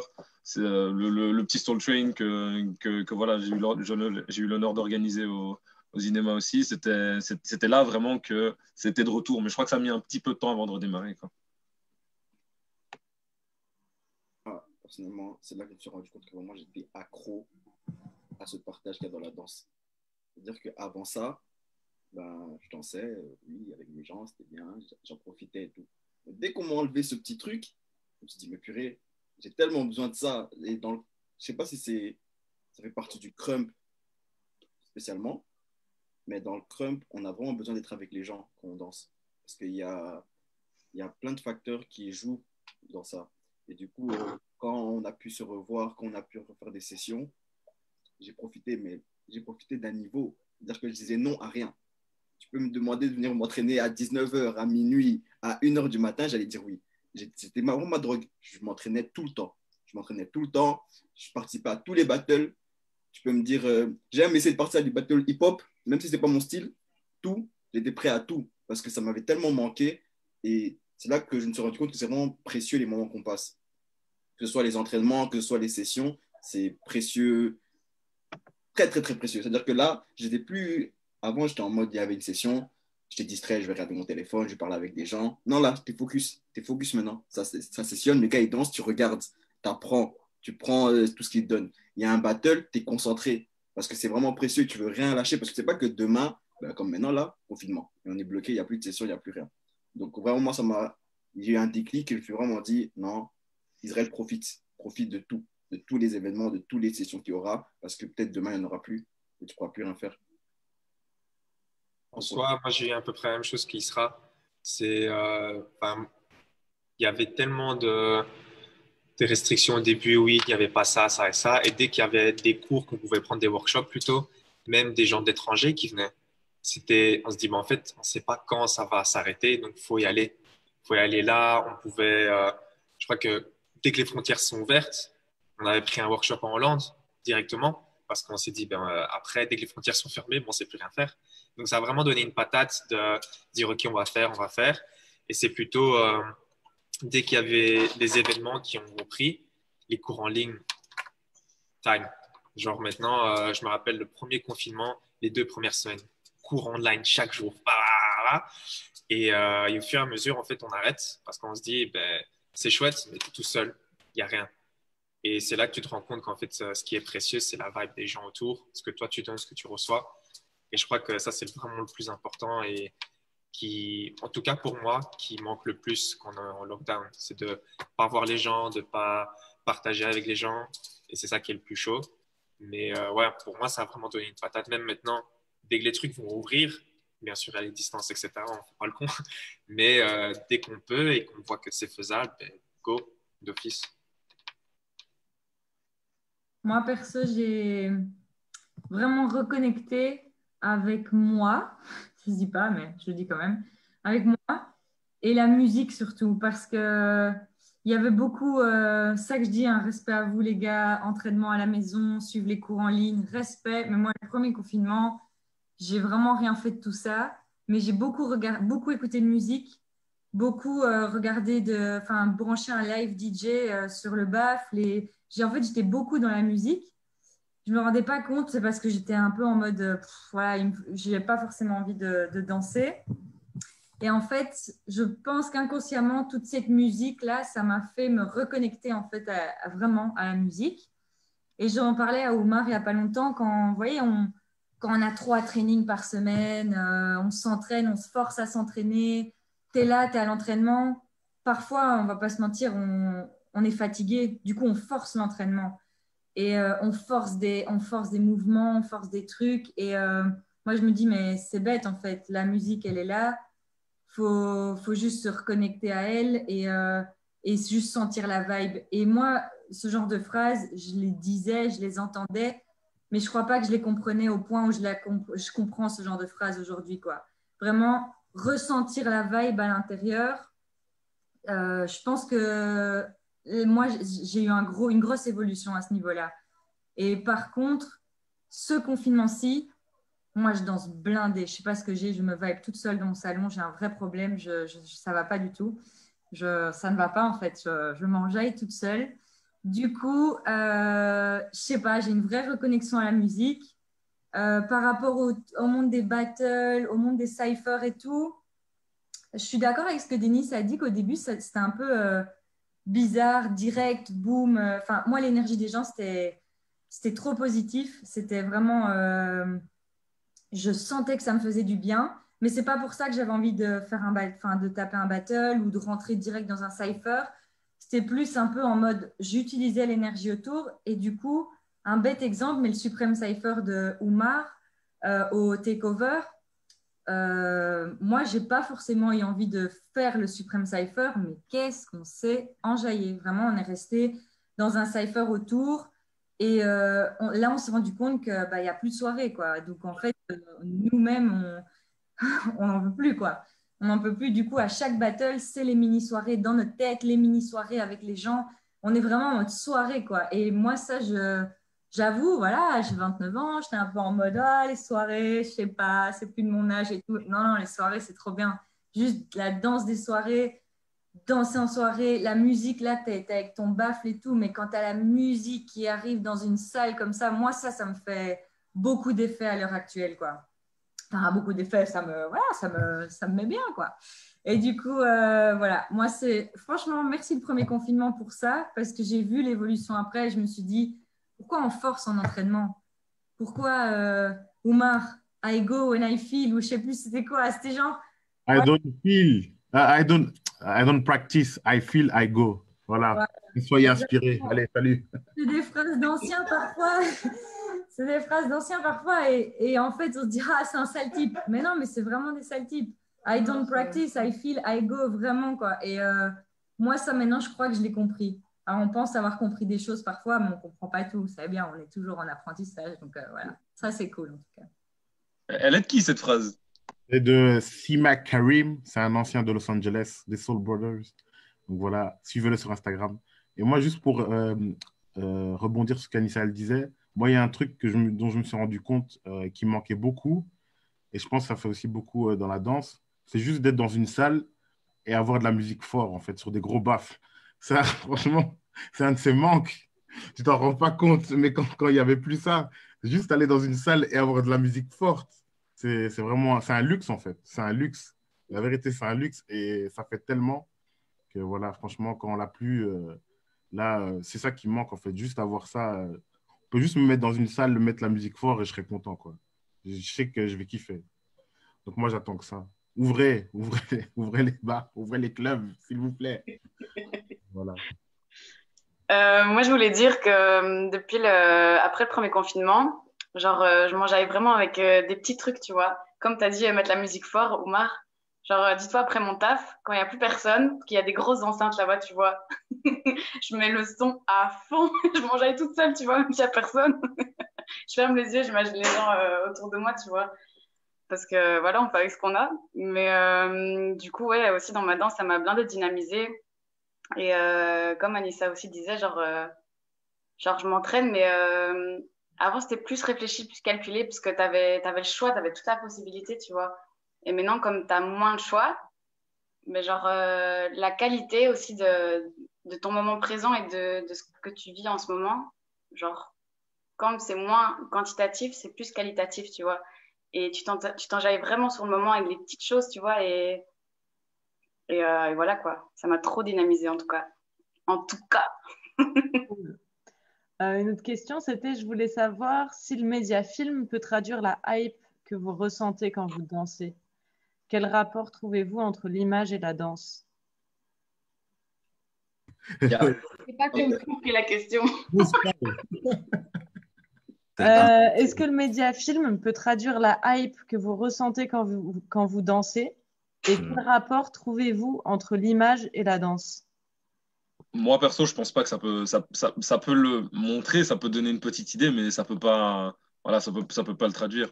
Euh, c'est comme quand on voit un cypher depuis l'extérieur et quand on est dans le cypher, on a beau être juste à côté du cypher, tant qu'on n'est pas dedans, on va pas ressentir l'énergie de la même manière.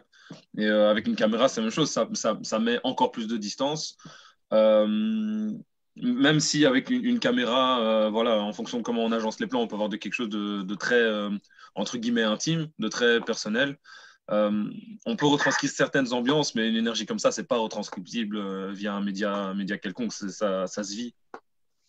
Pour moi, si ce serait possible, il faudrait faire un truc en 3D.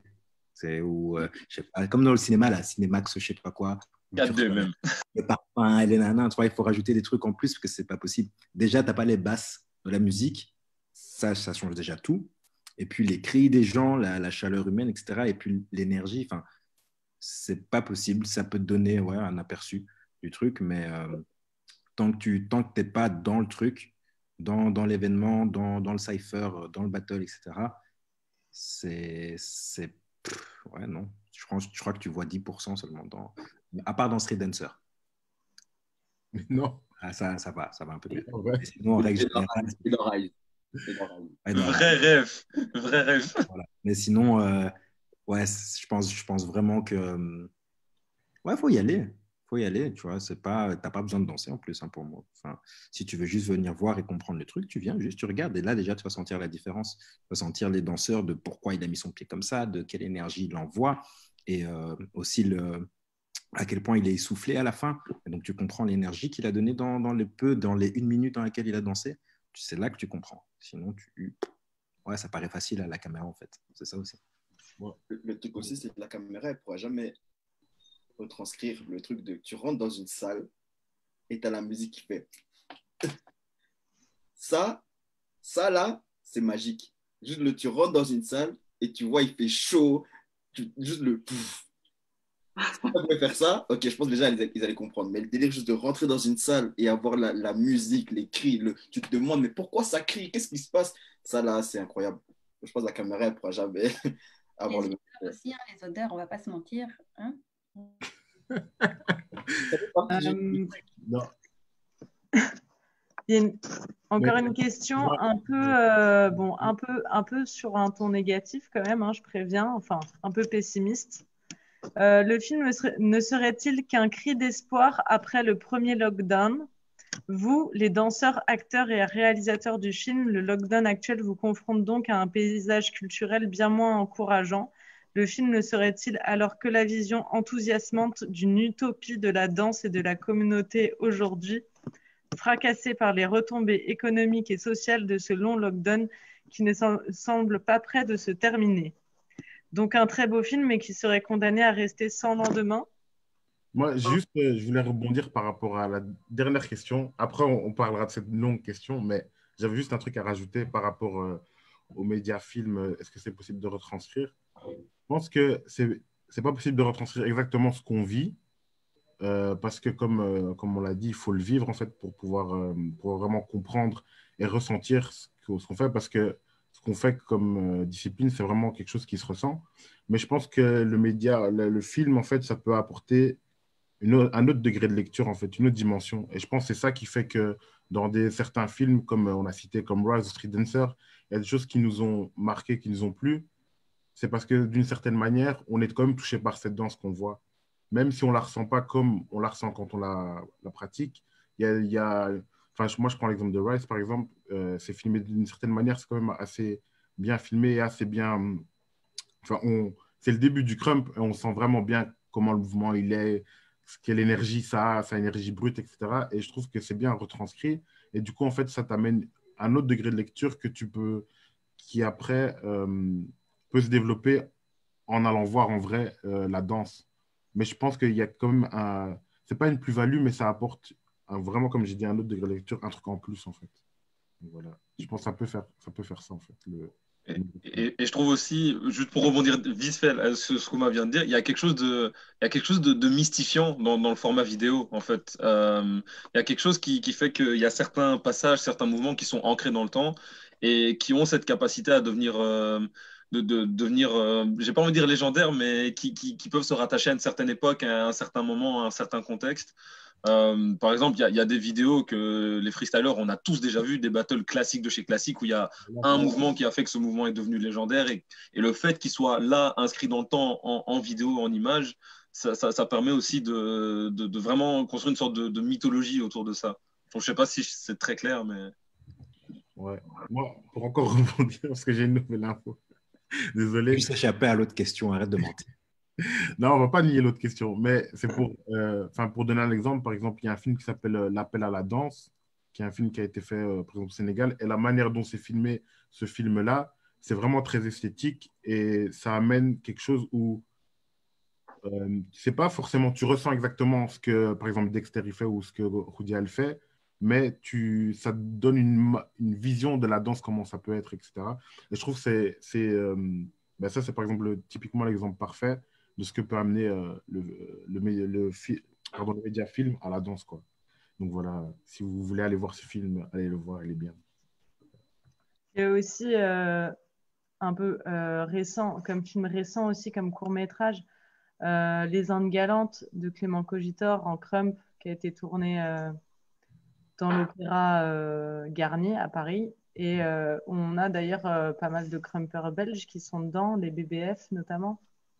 Ouais. Donc voilà, moi je trouve assez impressionnant aussi, où on voit bien la hype, mais évidemment, c'est pas la même chose qu'en réalité, mais ça le transmet bien. Bon, du coup, il est temps de répondre à l'autre question, je pense. C'était long, du coup, mais... J'ai pas bien compris la question. Quelqu'un peut simplifier? Ouais, si on peut. Après, j'ai une question dans le même style, mais qui est un peu plus optimiste, qu'on nous a posée aussi. C'est peut-on s'attendre à un Vibes 2? D'abord, pour pas répondre à l'autre question. D'accord. Bon, la première question. Moi personnellement, j'ai le choix de répondre à l'une ou à l'autre. Je vais répondre à la plus pessimiste déjà pour commencer. Je pense que ce serait une légère erreur de penser que Vibes a été une réponse à la situation du Corona uniquement et que c'est les retombées économiques du Corona qui ont fait qu'on a eu besoin d'un documentaire comme Vibes. C'est pas le Corona qui fait qu'on se retrouve dans la situation dans laquelle on est. C'est une situation dans laquelle les danseurs, les artistes ont toujours potentiellement été. C'est juste que le Corona a déclenché cette situation-là. Mais un danseur qui se retrouve blessé du jour au lendemain, il est exactement dans la même situation que dans laquelle nous on est, c'est-à-dire aucune sécurité, aucun soutien, rien. En fait, c'est ça. Le Corona, oui, c'est quelque chose de nouveau pour la globalité de la société, mais nous, c'est des situations entre guillemets, dans lesquels on peut se retrouver dans la vie de tous les jours, j'ai envie de dire. Donc, c'est un cri d'espoir, oui, mais c'est un cri d'espoir qui entre guillemets, est intemporel. C'est juste que là, il est fixé dans un contexte précis qui est celui du Corona. Mais un documentaire comme Vibe, avec le ressenti qu'on a, ça pourrait être quelque chose qu'on aurait pu tourner, entre guillemets, à n'importe quel moment. Il y aurait eu quelques différences, mais le message de fond reste le même au final. Mais moi, je trouve aussi c'est chercher parfois si loin dans la blessure ou l'incapacité de pratiquer. Juste, je suis désolée, mais danseur hip-hop qui s'entraîne dans sa chambre, c'est le quotidien. Enfin, ça a juste montré, oui, il y a eu l'effet Covid et l'effet, OK, comment vous adapter. Mais ce que je disais, la culture du freestyle, au final, c'est la culture qu'on vit tous les jours. Nous, on s'adapte à tout. Et en fait, en Belgique, on en a parlé tout à l'heure, il n'y a pas de lieu. Il n'y a pas de lieu de référence, il n'y a pas d'espace. Tu veux t'entraîner à 15h le lundi, tu n'as rien. Donc, tu t'entraînes chez toi. Tu ne rencontres pas, tu vois, tu ne t'entraînes pas tout le temps avec du monde. Tu es toi et toi-même avec tes moves, tes connaissances, ta recherche, tout seul en fait. Autodidacte, quoi. Tout le temps, autodidacte. C'est vraiment, c'est ça le freestyle. Et du coup, Vibes, qu'il ait vu, quand je vois ça, je suis contente que ça soit montré au public et j'espère qu'ils ne vont pas juste retirer « Ah, ok, c'était en temps de Covid. » Ben, ouais, il y a le Covid, mais c'est pas que ça. C'est vraiment, ça, c'est nous, quoi. On n'a pas de centre vraiment qui nous ouvre les portes comme ça. Enfin, et ça, c'est notre vie en fait. Donc, ouais, c'est juste ça que je voulais dire, franchement. Voilà. C'est notre quotidien, en fait. Ouais. Ouais, ma maman, elle rentre tout le temps dans ma chambre. Et aussi dans le film, je trouve, le fait d'avoir eu des images Des lieux. par rapport à Timis, par rapport à Freestyle Lab, eh ben, ça donne un espoir dans le sens où on se dit qu'on peut faire les choses. Tu vois. On peut faire les choses, on peut s'organiser, c'est possible de faire vu qu'il y en a qui le font. Tu vois. Demain, si on veut, tous les mouvements, enfin tous les danseurs, on devient tous des Timis et des Freestyle Lab et des Abir, et, tu vois, ça que je veux dire. Les plus jeunes qui vont voir là je rêve, hein. J'ai l'impression que c'est un sale film. Les plus jeunes qui vont voir ce documentaire-là, ils vont se dire, ah ouais, c'est possible. Ah ouais, si je veux danser, je peux. Il y a des gens qui vont à la gare. Si je veux danser, je peux. Il y a des gens qui ont créé des ASBL. Si je veux danser, je peux. Il y a des gens qui ont fait des battles. Donc c'est possible de faire. Et de montrer que c'est possible, c'est vraiment un espoir parce que tu peux te projeter. Tu peux dire, ouais, je veux être comme Mousse. Je veux être comme Anissa. C'est possible de le faire. Moi, quand j'ai commencé la danse, comme on dit, on commence tous. Enfin, tu es tout seul. C'est en voyant des gens comme Mousse, en rencontrant des gens comme Nico, que je me dis, ah ouais, je peux faire ça. Il y a ça qui est possible à faire. Vu qu'il n'y a personne qui me donne les informations de base, et vu comme Abir a dit, on n'apprend pas ça à l'école, ben c'est en rencontrant des gens comme eux que je me dis, ok, je peux faire ça et ça et ça et ça. Ok, j'ai plus d'espoir. Ok, je peux danser. Je peux devenir un danseur si je veux. Quand j'étais plus petit, jamais je me suis dit, vas-y, je peux devenir un danseur. Jamais je me suis dit, je vais aller à des events. Jamais je me suis dit, je regardais juste des films à la télé. Je me dis, ah ouais, ça a l'air cool aux États-Unis la danse. Non, en Belgique aussi, on peut danser. En Belgique aussi, il y a des battles. En Belgique aussi, je peux faire des créas. En Belgique aussi, je peux aller sur la scène. Donc, c'est possible. Et sans connaître les gens, sans parler, sans partager avec les gens, ben, comment savoir? Moi, j'encourage. Continuez à faire des documentaires, continuez à parler, continuez à créer vos trucs. C'est que comme ça qu'on va y arriver. C'est que comme ça qu'on va se rendre compte de toutes les possibilités qu'on a. Même s'il y en a peu, il y en a. Créer des possibilités aussi. Moi, j'espère que le public, juste ça, il va se rendre compte de la capacité énorme de cette communauté à s'adapter. Parce que oui, on crée des événements, oui, on fait des créas, oui, on a des lieux pour s'entraîner, on débloque tout ça, mais il ne faut pas croire qu'on a 500 mètres carrés du jour au lendemain, chauffé, installation sonore, nickel. Non, on a galéré. Il y avait des salles, il n'y avait pas de chauffage, on faisait des battles, on était gelés, on s'adapte. Nous, on nous donne très peu, on le fait. Du coup, il ne faut pas juste se dire « Ah, on leur a donné si peu, ils vont faire. » Non, c'est juste rendez-vous compte qu'on a la capacité de s'adapter parce qu'on a, c'est notre culture, c'est comme ça. Et en plus, on a tellement rien que on s'adapte, il n'y a pas de problème, mais à un moment donné, on mérite mieux. Et du coup, voilà, c'est de là que ça doit grandir. Mais pour moi, c'est ça le freestyle. C'est vraiment ça notre culture. Abir, désolé. Non, t'inquiète. C'était plutôt pour la deuxième question, si on peut s'attendre à un Vibes 2. Je pense que si il y a un Vibes 2 maintenant, en fait, ce qui doit être montré, c'est pas notre quotidien en tant que tel, mais plutôt l'évolution qu'il y a eu grâce en fait, à peut-être Vibes 1. Mais bon, ça, c'est un peu voir loin, mais voir qu'en fait, les gens ont vu notre quotidien et ont vu ce que c'est, même en dehors du confinement, la vie d'un danseur freestyle. Et Vibes 2, s'il y en a un deuxième, je pense que ça devrait juste être une évolution de ça, en fait. Montrer que on va pas rester, en fait, dans cette case jusqu'au bout. Pas qu'à chaque fois Vibes 2, ça va être bon, ok, maintenant, ils ont réussi à danser dans plus d'un mètre carré. Genre, non, maintenant, on veut voir un truc où ça évolue. Donc, je pense que s'il y a un Vibes 2 ou peu importe que ce soit Vibes ou Moumar ou quelqu'un qui représente la danse, je pense qu'on devrait montrer nos difficultés, mais montrer plutôt l'évolution et les portes qu'on nous ouvre pour que les gens nous ouvrent des portes. Parce que si on montre que les difficultés, les gens ils vont se dire ils arrivent à réussir avec les difficultés. Mais non, c'est pas comme ça. Si je peux me permettre, c'est juste ce qu'a dit Anissa, ce qu'Oumar ils ont dit aussi, c'est une street culture, donc ça vient vraiment de la rue. Donc ça se trouve, tu t'entraînes dans ce spot-là, le lendemain il y a la police qui est là, tu peux pas t'entraîner là. Ou tu as, je sais pas moi, quelqu'un qui est bourré et qui vient et qui fout la merde pendant que tu es en train de t'entraîner, même si ton entraînement est intense. Donc c'est des choses qui arrivent encore maintenant quand on s'entraîne dans les gares ou quoi. Et ça nous empêche pas d'avancer. Donc pour moi, c'est pas le reportage, quand je le regarde, c'est pas, je le vois pas en mode oh les pauvres petits danseurs hip-hop, ils ont pas de salle, oh les pauvres petits danseurs. Non, c'est pas comme ça que je le vois, c'est Oui, il y a vraiment, ouais, il y a tout ça. Mais malgré tout, bah, ils sont encore là. Quand ils sont en train d'expliquer un peu leur quotidien, ils ont tous le sourire, même si les choses sont pas faciles. On s'entraîne dans des espaces minuscules, bah, c'est pas grave. Ça n'empêche que les danseurs qui sont dans le reportage, c'est des vrais danseurs avec un vrai talent. Et voilà, c'est pas parce qu'ils sont dans un petit espace qu'ils n'ont pas réussi à avancer dans le truc. Et ouais, pour moi, ce reportage, il peut servir à ouvrir de nouvelles portes parce que c'est un support qu'on n'a pas l'habitude d'utiliser. C'est un nouveau support que tu peux montrer facilement dans, pour des grosses réunions ou quelque chose comme ça, tu vois. Tu peux montrer le support, voilà, Vibes, voilà, ça c'est le quotidien de jeunes de Bruxelles. Voilà comment ils vivent, voilà c'est quoi leurs difficultés. Maintenant, c'est quoi la solution pour ça? Mais cette solution, pour moi, on ne devrait pas avoir à la trouver nous seuls. On devrait avoir une vraie aide, un soutien derrière, comme c'est le cas pour la plupart des disciplines qui existent. Tu vois, il y a toujours une aide, un encadrement, etc., qui sont proposés, mais on arrive toujours en dernier. Tu vois, on arrive toujours en dernier. Et je répète, c'est pas, je m'apitoie pas sur mon sort, etc. Là, je le constate. Vraiment, c'est une constatation.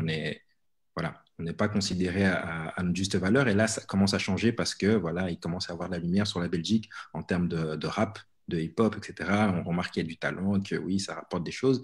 Et voilà, mais il est temps qu'on le voit. Et pour le Vibe 2, moi, je suis sûr qu'il y en aura un. Il montrera une autre facette des gens qui sont déjà dedans. Il y en aura un d'office. Et voilà, maintenant, ça dépend avec quel regard tu poses tes yeux dessus. Si tu es déjà dans ta tête et défaitiste quand tu le regardes, bah oui, bah, tu vas prendre que tout ce qui est négatif. Si tu le regardes en mode, waouh, c'est super ce qu'ils ont fait, bah là, tu sors avec du positif. Donc voilà, pour moi, ça dépend de la personne qui le regarde et de quelle manière elle regarde le reportage. Ok, cool, bah merci. En tout cas, c'est sûr que Vibes, c'est bien inspirant et qu'en tout cas, le milieu a été très inspirant aussi. Je pense que c'est un des premiers milieux artistiques qui a réagi au moment du premier confinement et qui a mis en place toutes ces choses en ligne. Et ça témoigne vraiment d'une vraie adaptabilité. Et je pense que voilà, il y a pas mal de gens qui ont pu le voir et qui pourront encore le voir grâce à Vibes. En tout cas, on espère que ça ouvre et des portes, beaucoup de portes aussi, de lieux, d'endroits. Mais merci à tous pour cette rencontre.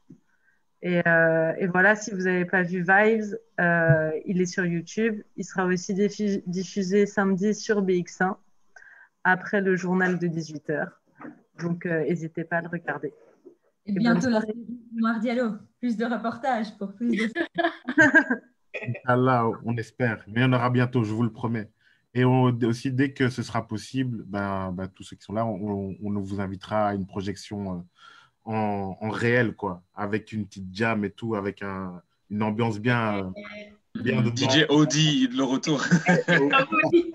Non, mais une ambiance, voilà, qu'on peut voir pendant le reportage. Bon, vous l'aurez en réel, donc vous serez invité à venir voir et ce sera lourd. Inch'Allah. You know it. On attend que ça. Hein. Yes, c'est ça. On a hâte. Allez suivre Oumar Audi sur Instagram. Suivez-nous tous en vérité, suivez tout le monde. Allez sur tout le monde.